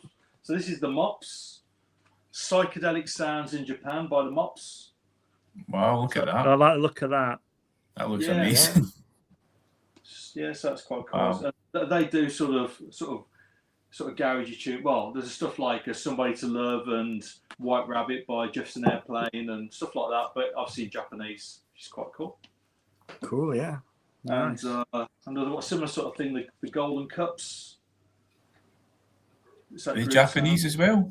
Yeah. That's amazing looking. God. Yeah. Mick Jagger-esque. Were they in the £3 bin? Well, no, these are only reissues. So these probably cost me a tenner each or something like that, So I've had them quite a while, but they're not expensive. Mm. Yeah. Not in the £3 bin, no. Not in the £3 bin. No. I've got one for Spain. On you go, Dave. So, firstly, famous footballers. I once met Gordon Banks in Philadelphia airport coming home, and he signed my Filofax. This was in the late 1980s. That's age, isn't it? That's definitely 80s. I've still got it somewhere. But this is Mazzy. Have you heard of a guy called Mazzy? Yeah. Yeah. Apparently he gets free records every week or every other day. I don't know. I've had 2 free records, and one of them was from this guy who's a Spanish musician called Leon Guillart. I don't know how I'm sure that's not how you pronounce it. But he sent me this record called Comfort. It was like what a package this is. It's got like a string tie on here. Wow. And I made a video of it. I thought, he sent me a link to a video, and I thought, this is kind of nice. And I ended up loving this album. And it's got like a note, and it's like a sealed envelope in here as well. And I described it as one of the most beautiful, perfect winter albums I've ever heard. And it's called Comfort. There's a series of videos that are kind of depicting a young man going back to his family in the Pyrenees in the middle of winter in the snow. And it's got really I'm going to come back to Manchester City link in a second, but it's got this like really like relaxed but kind of ambient sound to it, which like distorted piano, and it's just so beautiful. It's a absolutely gorgeous album. I'm not sure if you can even get it anymore, but he does all these original tracks except one, and it is Blue Moon, the famous Blue Moon, and it's the worst song on the album. But that guy's Spanish, and he does house concerts.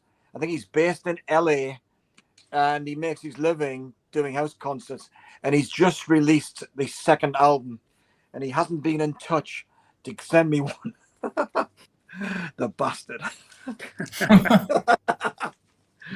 But yeah, that's a cool one. That's my last one, Gordon. I've got one. All right. Come on then, Rob. So I think we agreed that France are certainly the favourites, aren't they? Yeah. So this is a band. I think they're from Hertfordshire or something like this. Their debut record came out in, I think it was 2011. Can you make him big, Gordon? Pardon? I said, Gordon, can you make Rob big so we can see the cover? Oh, sorry, I'm going to make you big, Rob. Right. So the band's called Friendly Fires. I've seen them live a couple of times. Kind of like an indie. They do have a little bit of a brass section, but pretty funky as well. This is, like I said, this is their debut, and track number 3 is called Paris. So it's one of my favourites on the album. Jump in the Pool's probably my favourite track. It had a 15-year anniversary, so they released it on kind of grey vinyl. They've done 3 records. I've got all of them.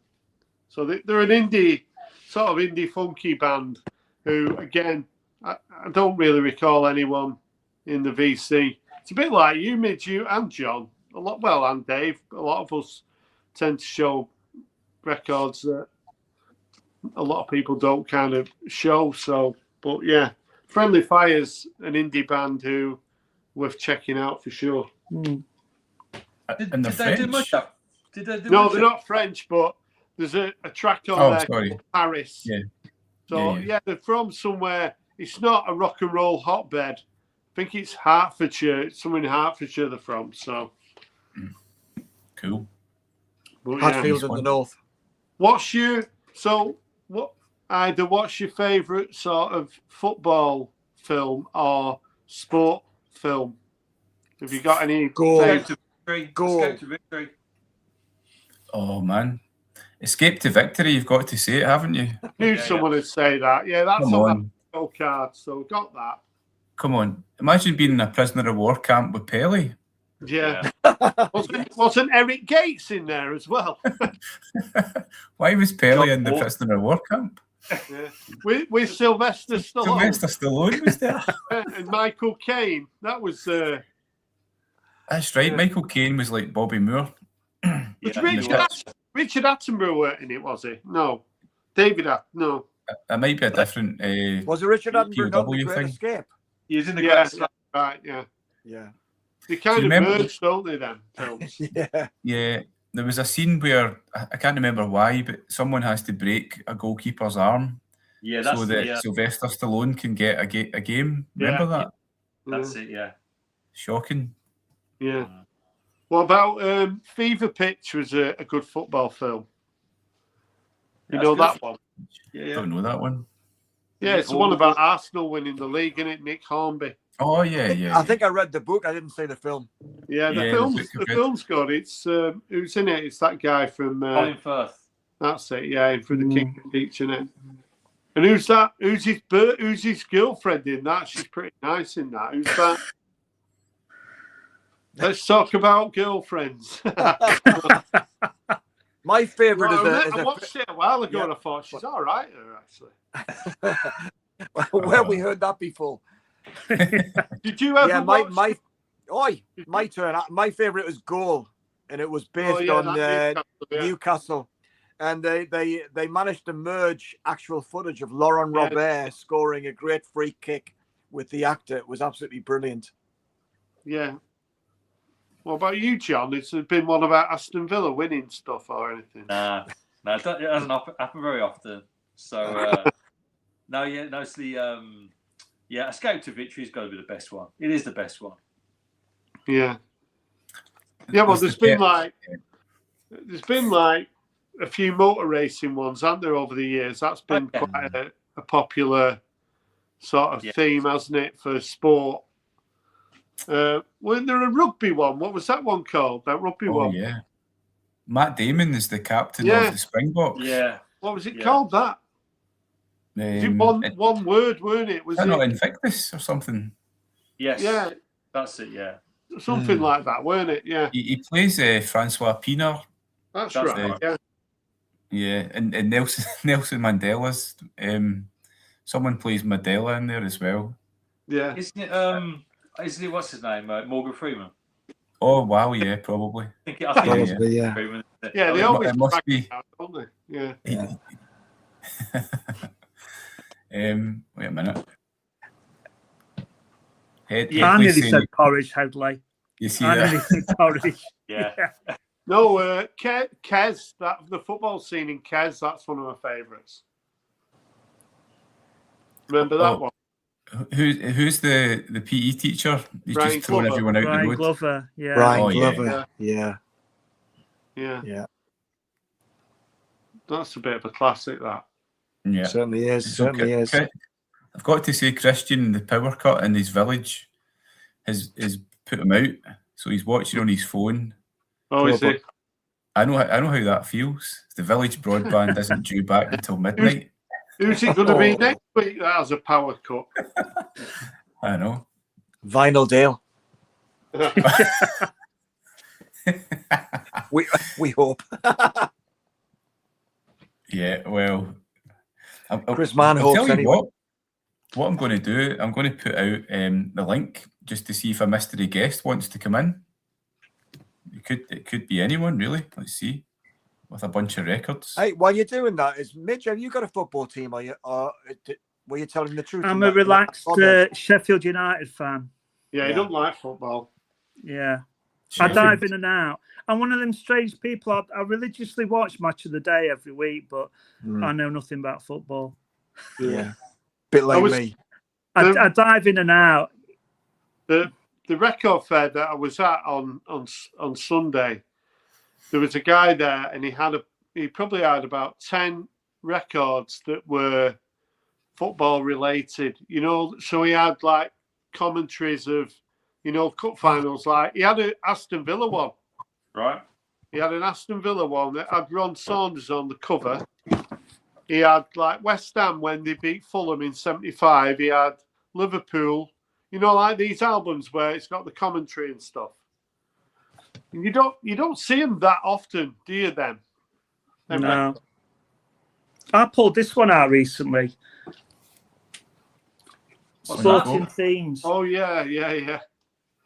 I sent you a copy of this, Rob, with a different cover. Me a different one, didn't you? But it's great. It's got all like the library music, things like Ski Sunday. Yeah. It's got Booker T and the MGs on it. Yeah. Soul Limbo. Yeah. Match of the Day, Grandstand. Yeah. It's fantastic. Some of those things. That's a good night in, that is, Midge. That's a good night in, that is. Oh yeah, too right. Yeah. Some of those themes, though, you put that. If you put Sports Night theme on, you straight into Wednesday night at about 5 to 10, aren't you? And that used to come on. Yeah, it reminds me of my dad because obviously he used to watch Grandstand during Saturday afternoons and stuff. I know. And the theme to Pop Black, and every time I put this on, I just think of Saturday afternoons with my dad. When he used to, Grandstand, it used to be everything, didn't it? It used to be bowling, wrestling, football, anything you could think of. It was just really takes me back. I love this sporting themes one. Yeah, it's great, Tom. Yeah, that's a good one. That the ski Sunday theme was amazing. Yeah. I've got one here that was. Sorry, Gordon. Carry on, Gordon. No, I was just going to say that's a cracking album that Midge is showing, and I can kind of relate to that thing of the theme music. It really kind of seeps into you. I mean, I'm not a skier. I know you ski, Dave, or you used to ski, but the theme, the theme tune. It just takes you back, doesn't it? Just the theme music, like right. early Sunday night, ski Sunday. Yeah. BBC Two. Yeah, absolutely. Yeah. On you go, Dave. Yeah, I've got this one's an audiophile pressing. I think it was mastered by Bernie Grunman. I hope you don't mind me showing it, but here it is. Oh. Whoa. Rob, it's just like Rob was describing before, where you've got commentary and everything. Yeah, it's brilliant. That what? Which game's that? Is that like a season or a game? No, it's 1950s to the present day. So obviously it was. I think it was probably like late 1980s. This right. Is it the Stephen Wilson remix? Yeah. It's 1984, in fact, 1984. So Kevin Keegan's on the front cover when he played for us in the early 1980s when he came from Hamburg, I think. Yeah. And but it's got commentary from like the 1955 FA Cup final and the Fairs Cup victory. You know, the UEFA Cup precursor in 1969. Malcolm McDonald here. Yeah. I'm pretty sure that one of the reasons behind the Wedding Presents success of the album George Best is connected to the album cover. Oh yeah, it's got to be. You know that sort of, you know, you put that on the new arrivals, and people are going to be curious, aren't they, about what's on that record. Have you seen where this was actually purchased from? It's quite appropriate. Where? Poundland. No. Hits and misses. Hits and misses. And it cost £1. Not bad for an audiophile pressing. That's good. It's a comment from Mazzy. I don't know what that means, Rob. Can you see that? Shouldn't you all be in bed aside from Rob, who should be in a submarine? Yeah. I've had a day off. I'm back on the submarine tomorrow, but yeah. Okay. Oh, it's not late, is it? What time is it? No, it's 3 minutes to 11. Yeah, it's nothing yet. Yeah. Get Mazzy to come up. Mazzy, come on in. Yeah, I'll see if I can. That's got a footballer on the cover. You know that Super Furry Animals don't give a fuck about. Yeah, I was just going to mention that, but I don't know who the footballer was. It's that Robin Friday, I think, who played for Cardiff. Yeah, it's apparently the most times the word fuck's ever been used on a single, apparently. Yeah. Is it 68 times? Yeah. It's brilliant, like isn't it? So the writing credit on that song, is it Steely Dan or is it? Yeah. Yeah, because apparently they couldn't clear the sample, could they? Yeah. They wouldn't let them use the sample unless they got full writing credits for the song. Yeah. Right. I can remember. I think they tried a few times before they said, "Yeah, go on then," but we want the writing credits. I didn't know about like the Rolling Stones. I had that Steely Dan, that record, and I was playing it, and it came on, and I'm thinking, hang on a minute. You know, when you don't realise, and I'm thinking, fucking hell. You got to be careful with it because that's, you know, the album's, you know, it's fine all the way through. then right at the end of that song, he says, "Oh, and you don't give a fuck about anyone else." That's really dangerous when you've got kids. That is things like that. Yeah. You're quite happy listening to it, and all of a sudden, they drop the F-bomb in it. Yeah. It's like in the car. A few years ago, I came out I went to pick my son up from school. He was only 6. Yeah. And I picked him up, and he said, "Dad," he said, "is the S word stupid?" I said, "What do you mean, son?" He goes, "Oh, the kids at school are saying the S word is stupid. It's just that I don't think it is. I think it's shit." And I was like, hang on a minute, William. Where did you hear that? He said, "Oh, that record you keep playing, that Beastie Boys record," and it was Root Down. And he said, "Oh, they say shit 3 times on that." I said, "They don't anyway. We played it." And he's like, "There it is, shit." And there it is, shit. There it is. I said, "Oh, okay. It's okay. Just don't tell your mom." So... I was once driving my parents back from them staying here back to Newcastle. And I kind of pushed my music onto them, random play. And then Bodies came on over the Pistols, of course, and it's just like, quite embarrassing because we don't use bad language in front of our parents. No, not at all. Yeah. Is there anyone else? I know Dave, you just blasted through your amazing selection of albums there. I don't know if Midge has got any. I've got one. Stuff. I'll go and find some. This is one from Ghana, and it's Sadiku Buhari, and it's Disco Soccer. Oh, look at that. Perfect. Disco Soccer. Wow. From 1979. And apart from having one of the most awesome covers ever, I mean, you've got to have some balls, haven't you, to go to a disco with a half-naked woman and dressed in sort of like, I don't know, good American football, so it's like baseball type gear. Yeah. But apparently he was an athlete, and he made I think he won a few medals in Ghana games and stuff. And then he came over to the States and on a musical scholarship and made this sort of like really weird disco type album. It's like a mixture of 70s disco and sort of like African high life sort of rhythms, and it's brilliant. It's absolutely superb.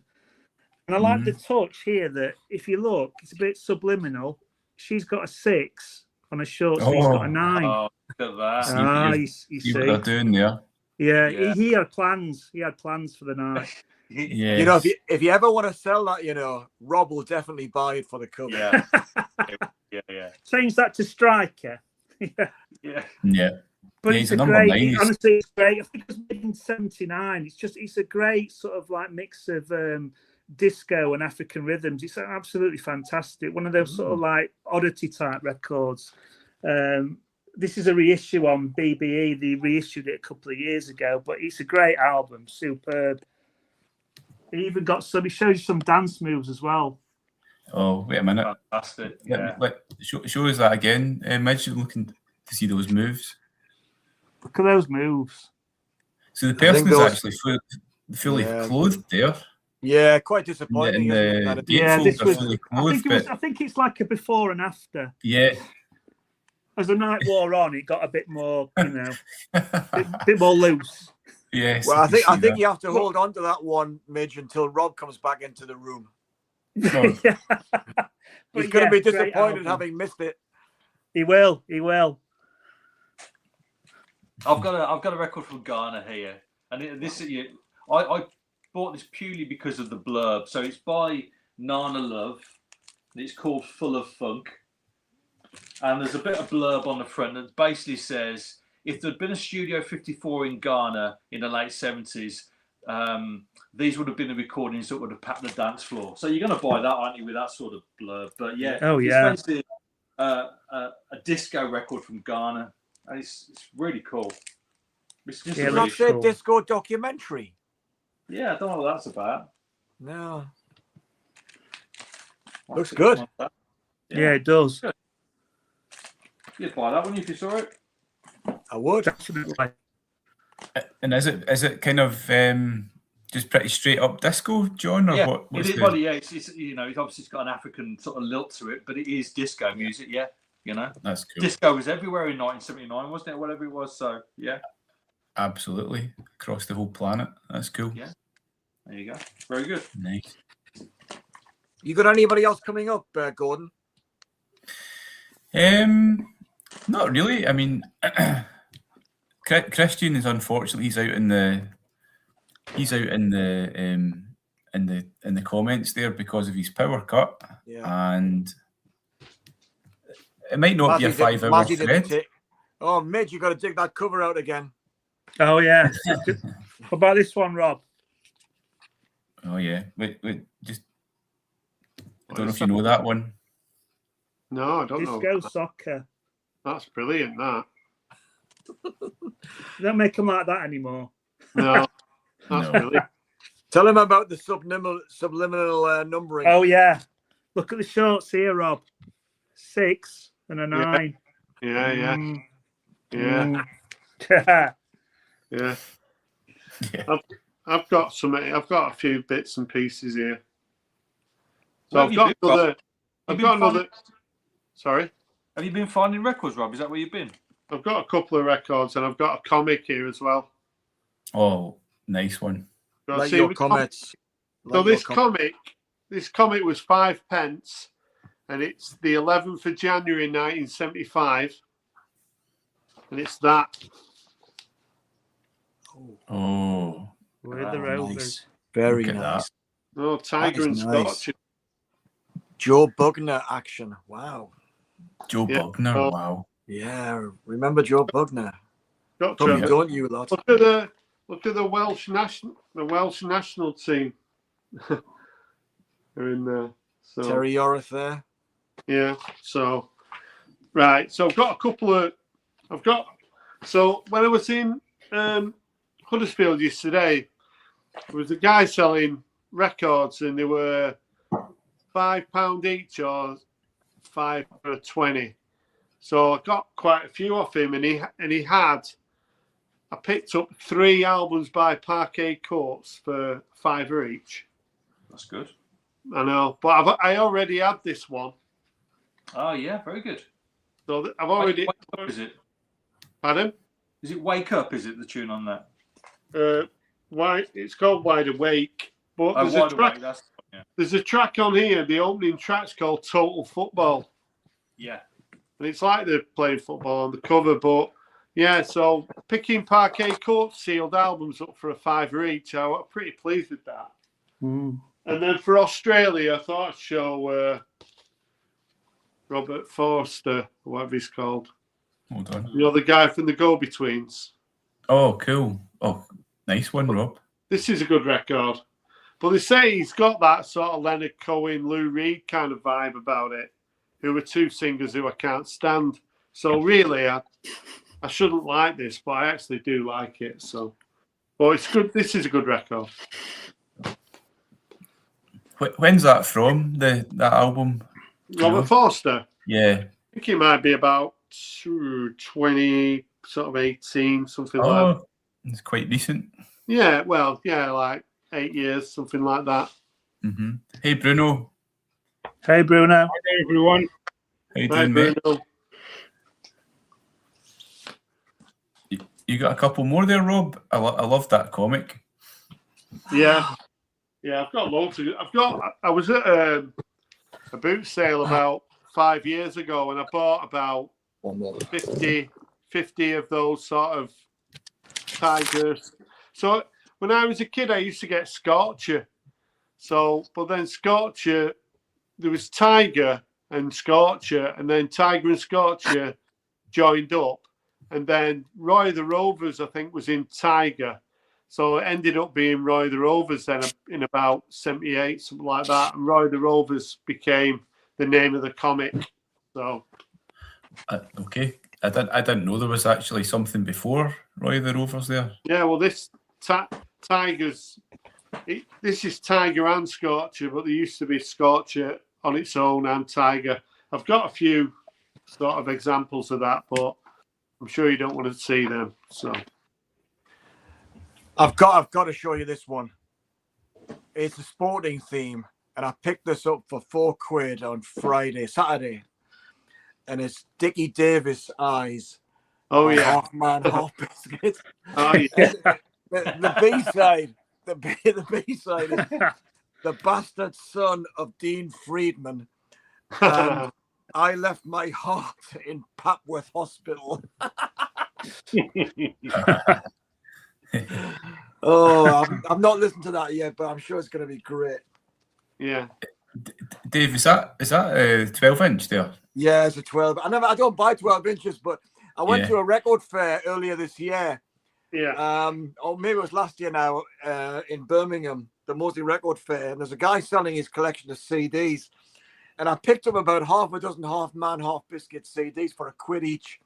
Yeah. And I love them. You know, I have them on random Yeah. play in the car, and when they come up, they always make me laugh. And Amazing. and I thought I got to try that one. It's what a great combination of track titles. Fantastic. Yeah. Yeah. As Christian says there, Nigel Blackwell is a genius Yeah. of Half Man. Yeah. I would agree. Hey, David, is that dedicated to me? I had my surgery in Papworth. All You right. didn't know that, did you? No, I didn't know that. No. That was almost tailored to me. Can I just show something before you guys keep going on? Because let's for talk it, about Bruno. plagiarism. Like, for example, Oh yeah. David. Did you see the one I I showed really earlier? did. This is like the original version has this cover, but this is not an original one, because the Argentinian ones are quite expensive. I think this is Yeah. Italian, if I'm not wrong, but it's the closest I could get with the original cover, which is Libertango. I was asking you, I never saw that cover before. You guys were speaking about this, weren't you? Yeah. Yeah. Yeah. Contract man. You know, this is a UK original edition. I bought it for quite a cheap price, but I have a good story related with it, which is the guy was selling it VG plus both cover and the record. But before he sent the record to me, he opened a message. This was through Discogs, and he said, "Look, I checked the record first. And actually, it's not VG. It's not VG plus.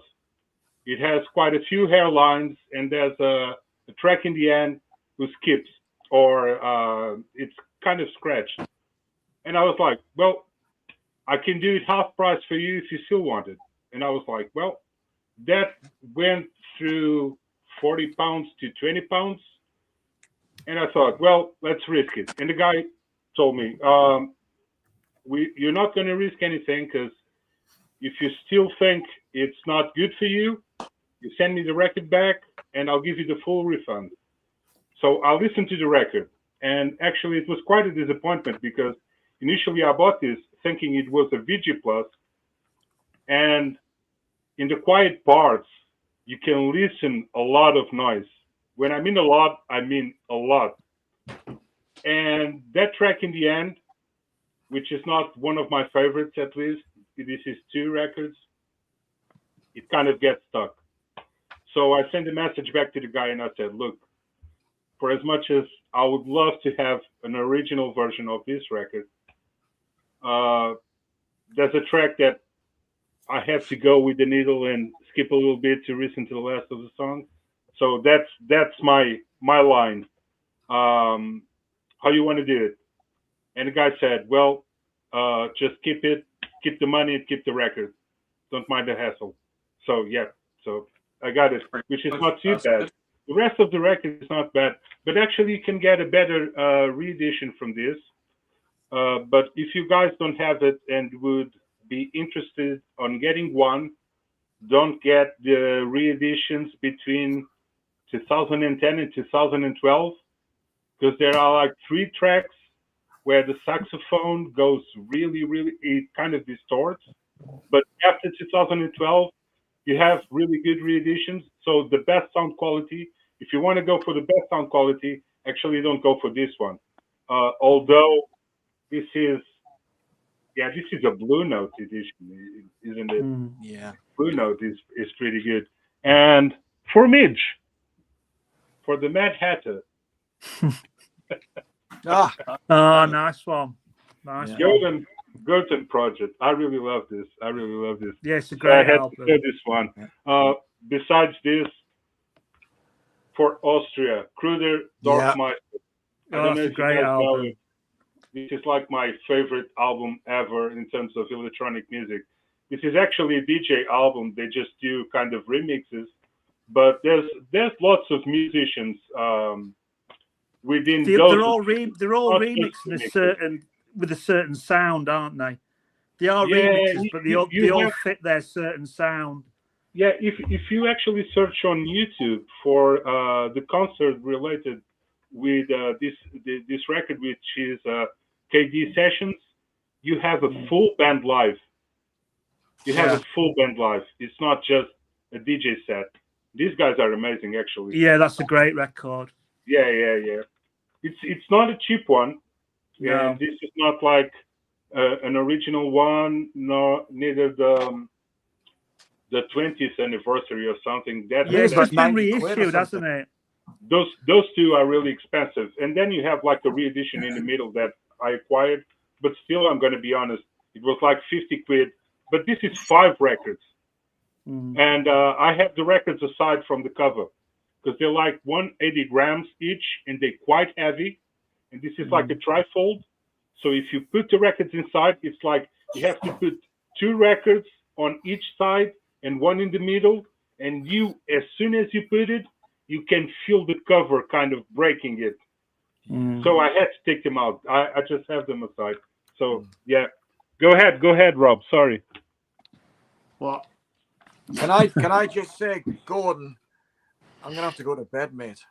Oh, cool. Like I said, I was 5:30 this morning, so I'm Dave, it's been an absolute pleasure and a privilege having you on. Thank you so much. Nice to be here. Oh, great. It's honestly brilliant to have you. I really appreciate it. Anytime you like, mate. Anytime you like. Magic man. Even better if Rob can't make it. Oh, waiting for that. Are you a clairvoyant? Dave, you might want to hang on for a couple of minutes because there's something I wanted to do tonight. Okay. And I haven't done it yet. I'll just do it now if it's okay, Dave. I wanted to, first of all, apologise to you. But also, I want to draw the winner of the VC Fantasy Festival. Okay? Oh yeah. Now you've all entered this thing, so. Oh, we have, yeah. So for a wee while, I've been trying to end it for a while, and I've put it off and off. So I think I need to do it now. Yeah. So do you mind just hanging about? So this is no, I will. Yeah, of course, yeah. Cool, because you might be a winner. So what I've done, I've put there were 30 entries, which I thought was awesome, including Christian, who's out there in the comments. So 30 entries, all sharing their fantasy festival. Midge loved that thing out your back garden with Karamak.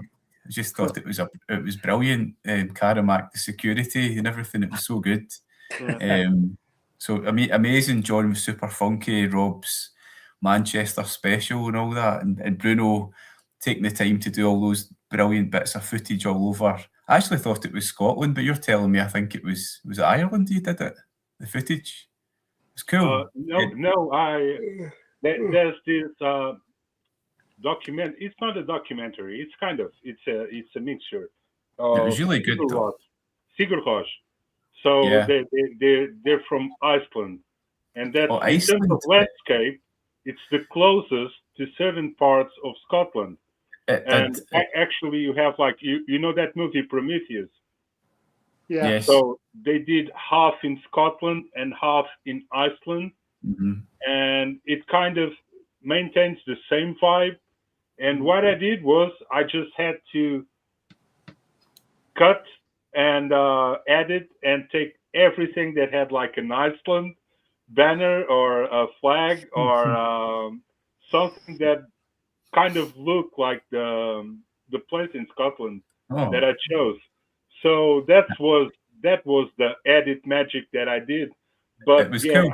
I knew that documentary from Sigur Rós for a long time, if you don't know it, it's like they go through this ghost tour in Iceland without announcing anything.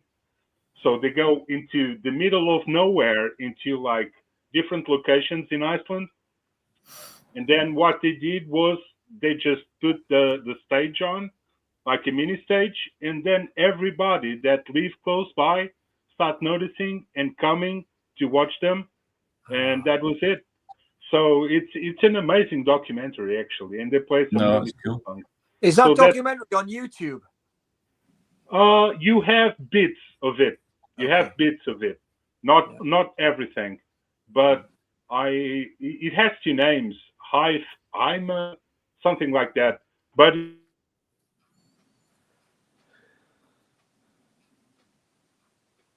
Bruno, you there, mate?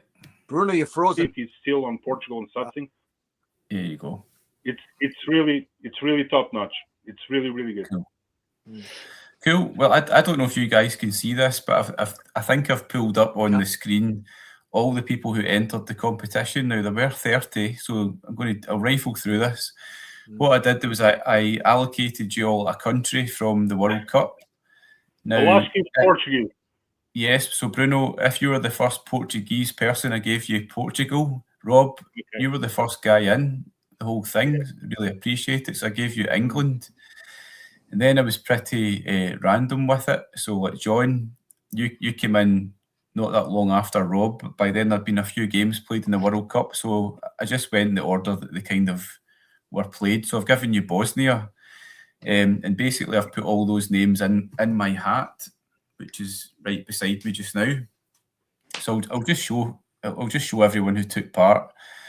I can see MGK Boston's in the chat, which is amazing. Cheers to you, MGK. So you can see there's the first 10. Rob, Young LP Lovers, Beyond Metal, Randers, DK, Midge. There you are. I've given you South Africa, Midge. John, you've got Bosnia. There's Gav, South Korea, and so on and so on. Dave, you've got the Czech Republic. Yeah. You're in the hat right now.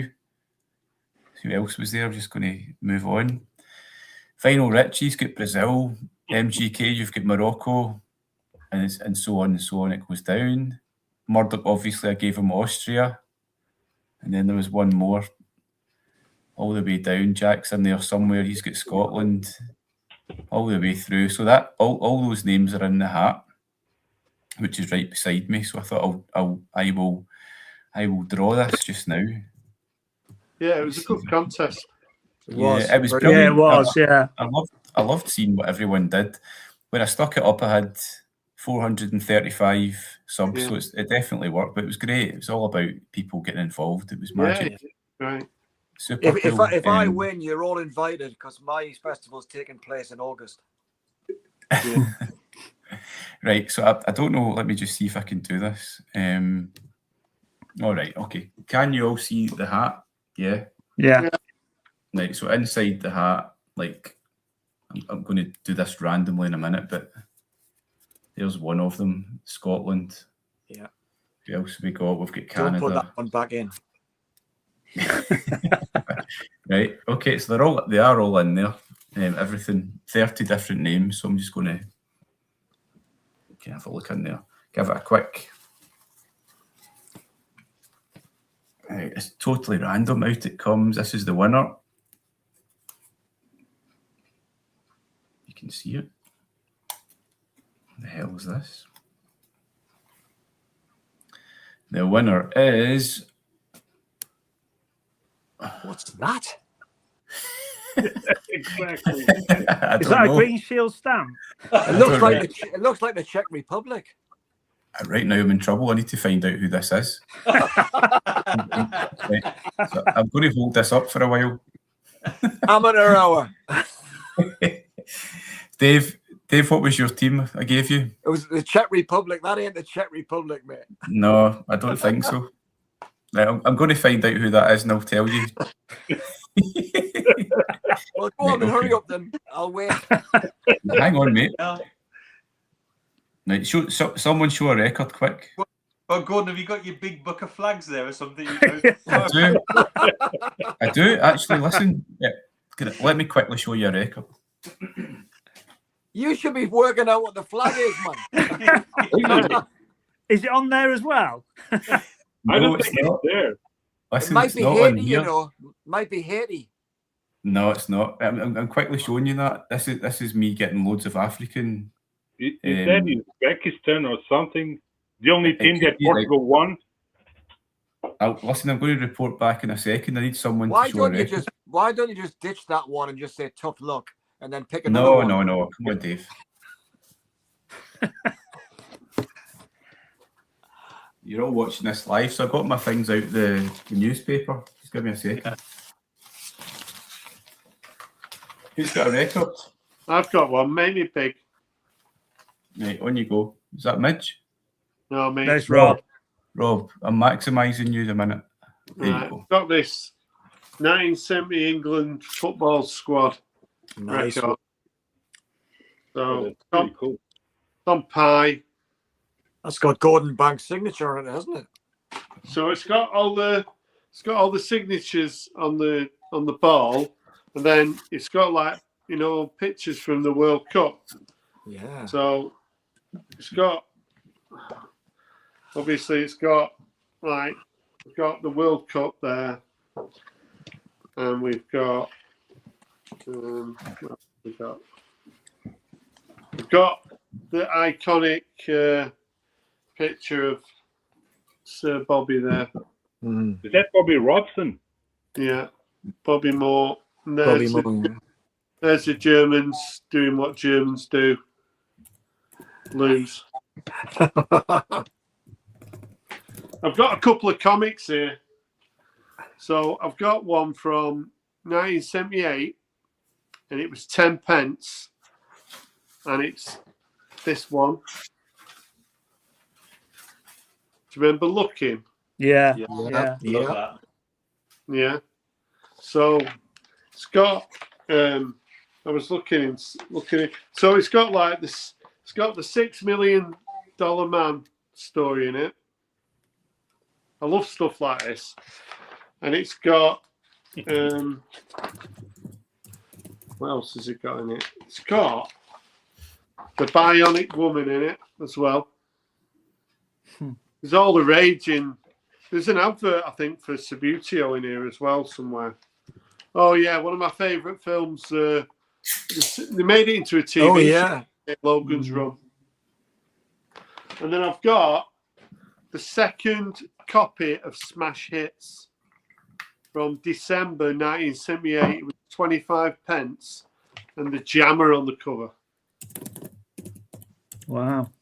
So Rob, Yeah. what you saying? You're showing Logan's Run there. Yeah. Found out when we were chatting to him last year that Madam Sin, Michael York, obviously is in Logan Run, is his uncle, Madam Sin's uncle. That's crazy, that, isn't it? Isn't it? Yeah, that's great. Well, it's got the Jam on the cover, and then it's got Andy Gibb on the back. And I'm trying to think who's in the middle. I've got quite a few Smash Hits. You know, I used to buy them on eBay.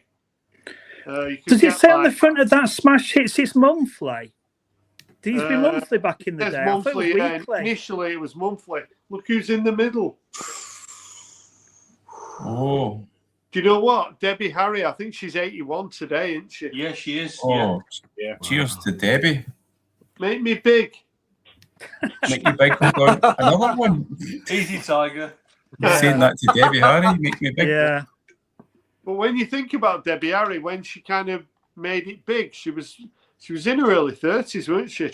Yeah. Oh.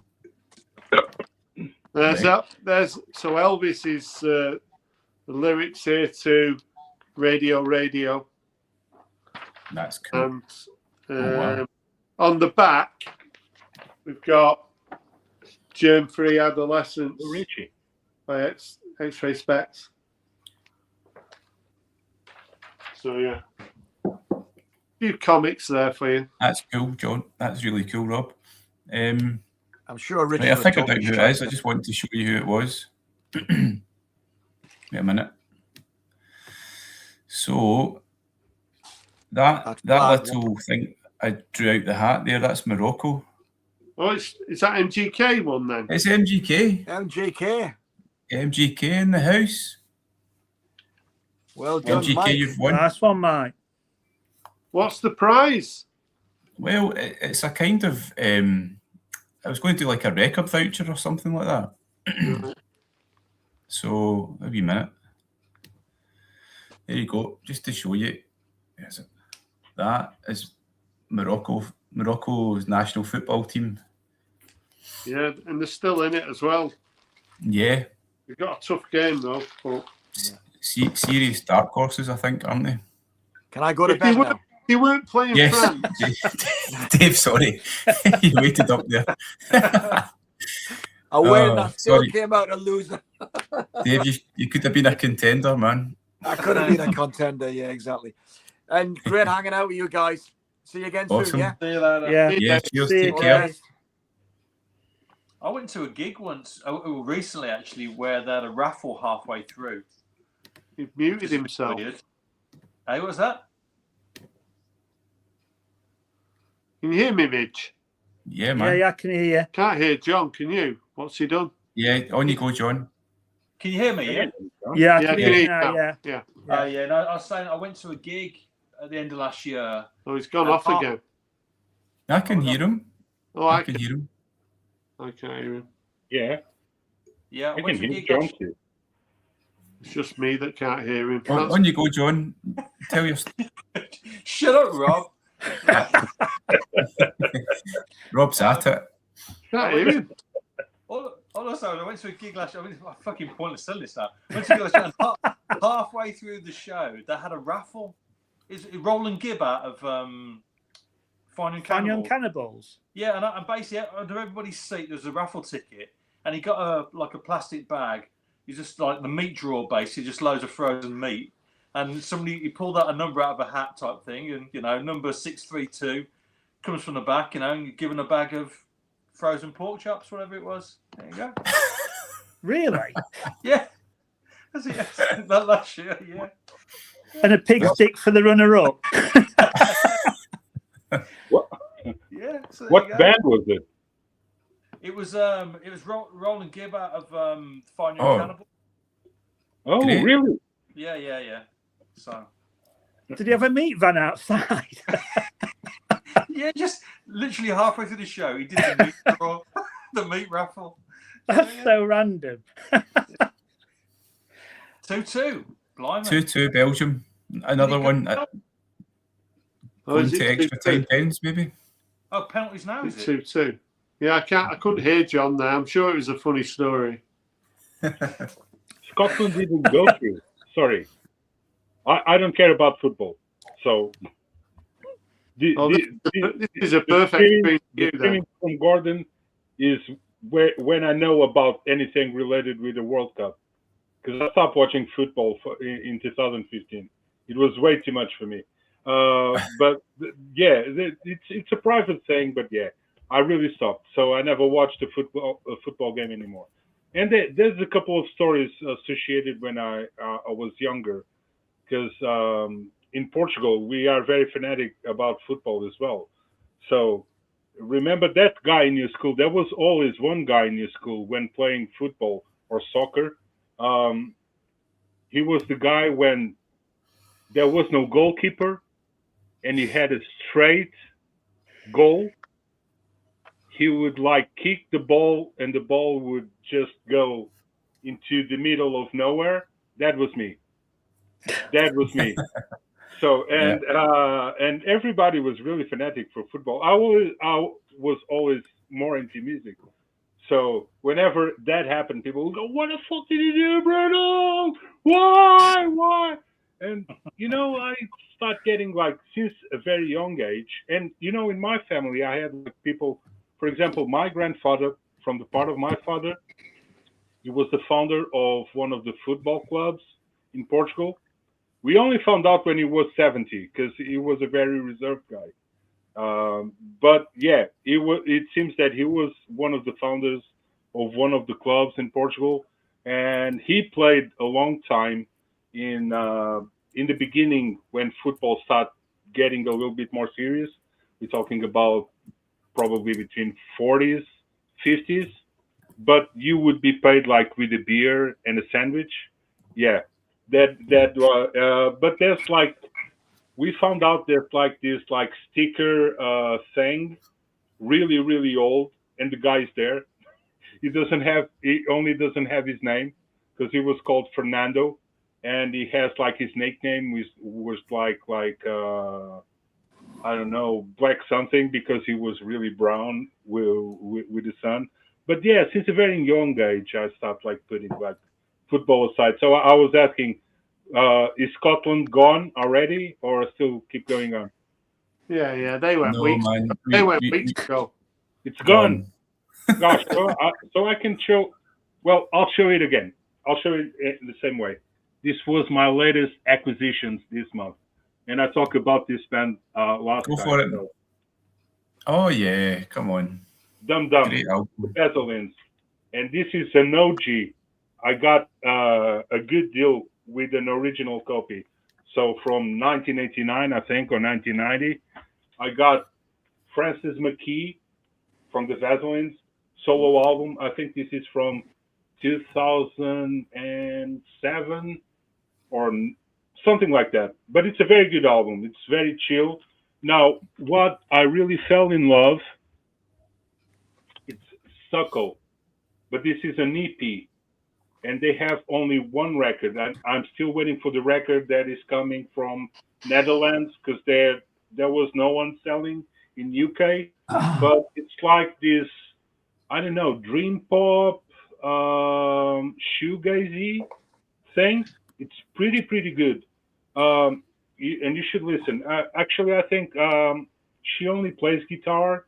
It's her sister who sings, and she's a better singer. Not a very good singer, but a better singer than Francis McKee. And this is Painkillers, which was before Suckle. And then one of the guitar players that played on Dum Dum from the Vaselines, I can't remember his name, he came and played on this record, this single, and then he told Francis McKee, we should make a band, and that's how Suckle came into life. This is pretty good, but I'm missing the other Painkillers record, and that one is really expensive. But this is more, I don't know, this is more electronic.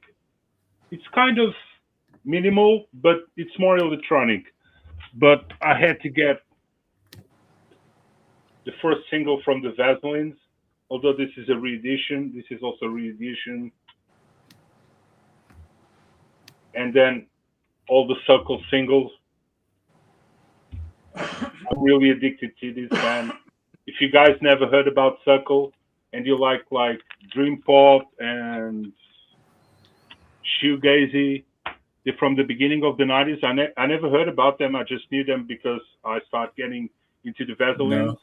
No. Career. They're pretty. I totally advise, especially the record album. The album is top notch. So Nice. I had Nice. already thinking that Scotland was still going on, but it seems that they're gone as now. So yeah. Yes, sadly it was blink and you miss it for Scotland. We were there, we drank all the beer, we left. That was the problem. That was it. Midge, man, how you doing? Have you got any more to show up there? Final Richie's in the comments. I think he's painting or watching the game. Hopefully he can jump in as well. Yeah, Richie should jump in. Or MGK Boston, if you're out there, Mike, I'd love to say well done on winning my competition, if you're about. And if there's two people who want to come in, I can skip. I'm just here to fill No, the at gap. the moment. Already been here, so if there's any two people who want to come, we'll see if anyone wants to jump in. I'm just going to show one more album before I'll jump off out. now. Yeah. So. Yeah. I'm going to show one more album before Are I you get off. going to do this again, Gordon, later in the World Cup? Or? Yeah, Rob, I think what I'll do, I'm going off on holiday for a couple of weeks, so Right. I'm looking to do one just before the final weekend. Yeah. So the 2 weeks tomorrow, or 2 weeks on Friday, if people are up for it. Yeah, that'd be better on a Friday. Yeah. Oh, you guys have got work, haven't you? Yeah. Sure. Looks like Belgium might be getting a penalty in the last minute. Oh, wow. Right. Well, it's gone to VAR and he's given a penalty. So Belgium have got a penalty. So. Oh, man. Right, I'm going to go. See you guys. Cut it off. See you, Rob. That's cool. Cheers, guys. Gordon. Thank you so much. It was good fun. See you next time. See you in a bit. Cheers. See you guys. See you later. See you later. Take it easy. Yeah, see you later. So it's all gone. Okay. Right. Let's see. Right, I'm just going to show one last one before I get When you off. go. And That's cool. Tony Allen, drummer for the Africa 70. So it's very Nigeria. much like he was the drummer in Fela Kuti's band. So it's very sort of in that sort of vein. So it's like Afrobeat, side-long tracks, and obviously Tony Allen became a friend of Damon Albarn. You know, he played in some of his bands, The Good, the Bad, and the Queen. And there was another offshoot one where he played drums in that. I can't remember it at the moment. Was it Rocket Ship to the Moon, something like that? So I know he befriended Damon Albarn of Blur at some point and played with him quite a bit. But this is one of his 70s albums, Tony Allen. So that's a great album to pick up. He made a few in the 70s. Obviously side-long tracks. So you know, they're all fleshed out, but a bit like Fela Kuti, but in that sort of vein. But they're worth looking out for. I've got an album of his, Midge. Sorry, Gordon, I can't hear you. You've gone out. Sorry, mate. Can you hear me okay? Can you hear me, Midge? No, I've lost you, Gordon. I've lost you. I can hear you. Can you hear me? Midge can't Sorry, hear Gordon, me. I've lost you. That's all right. Can you hear me, It's Mitch? okay. I can hear you, Bruno, not Gordon. No I way. can hear Gordon. That's really good. We had this problem earlier, didn't we? Oh, what? Well, you can speak to me and I speak to you. Okay. Bruno, can you hear me? Yeah, perfectly. Yeah. Tell Midge this, would you? I've got a nice album. It's Tony Allen and Hugh Masekela. It's called Rejoice. I wish I could lip read. You're saying that he has a Tony Allen album. With What's the name of the other artist? It's called Rejoice. Rejoice. All right, okay. It's There's this one. They've made, I think, Struck reissued two of them. This is No Accommodation for Lagos, and there was another one, I think, as well. Yeah. But both worth picking up. I only have a Fela Kuti album, VIP, live in Berlin. And it's a similar sort of vein to my Fela favorite. Kuti. Yeah. I like what's the most famous one? Zombie. Zombie is pretty good. Yeah. I think it might be the next one, but what really got me into Fela Kuti was like that performance in Berlin. So VIP, it's the only one I still have, and I actually got an original one, but for quite a cheap price. But when it arrived, well, the seller said the cover is in pretty bad shape and the record is in pretty bad shape, but I never thought that it was in such pretty bad shape. So when I put the needle on, I felt like I almost cried for the needle because it was so bad. The record was so bad that I think I only listened to the A side, and then I didn't have the courage to go on the B side. It was really terrible. So I bought a reedition, and you notice that it's not as loud as the first edition, but it's pretty good. It's pretty good. Yeah. And that's my favorite. If I had to go with only one record from Fela Kuti, it's VIP, and I have it over there. Yeah, cool. I didn't know about Tony Allen actually. I know about it's a similar sort of sound. Album. Yeah, but I never knew it was him. He's pretty good. There's a drummer coming to play in London in November. Bill Cobham. Oh yeah. So he's quite old, but I'm interested. I don't know if I'm going to buy the tickets to watch him or not. Because I might Yeah, he be must be getting on now. the guy's quite interesting. Yeah, he's one of the best ever. Yeah, I just remember because of the drummer thing. But Yeah. before I stop talking about the Veselins, they're doing the tour in February around UK, and they're going to Scotland as well. And I'm watching them. I already bought the ticket, so I'm watching them on 27th of February. Nice one. It's this really small venue. What's the name of the place?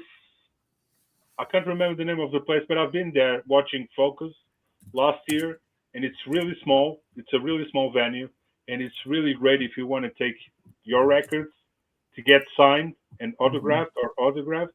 So that's what I did with Focus, and fingers crossed I'm going to get most of my records from the Veselins autograph. Maybe I can take a picture with Francis McKee and Eugene Kelly or something. I might have it here. Look. Bruno, I think I'm going to have to. Will we say bye to Midge now? I got it signed. We're going to say goodbye. I was just filling the gap. Yeah. Guys, I usually don't drink in this. Like, this is my second one. It's like 7.5. Oh man! Wow. Yeah. So a wee Asahi over here. I'm just filling the gap for Chris because I already been on the first live. That was enough for me, so I'm filling the gap. Whenever you guys want to say bye, that's cool. So I think I'm we've off done now, then, guys. Yeah. Yeah, I think we did well. Thanks for having me on, Gordon. Midge, it was an absolute pleasure to meet you and have you on. So, say thank you to Midge. See you later. It was a pleasure. Yeah. Cheers, man. See ya. Cheers. Right, Bruno, great to have you as well. Thank you so much. Yeah. We'll do it again in a few weeks. Is that okay?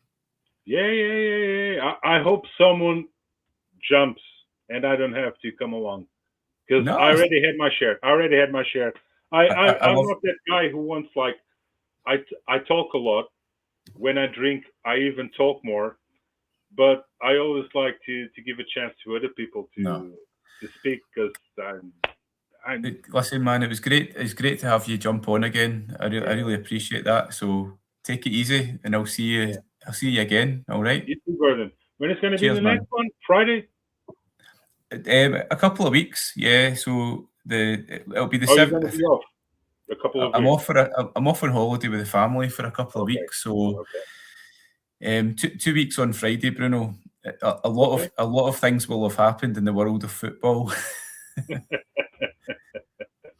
But, I was about to do an impression of Cristiano Ronaldo, but I don't think I can do it anymore. Oh, you're going to do the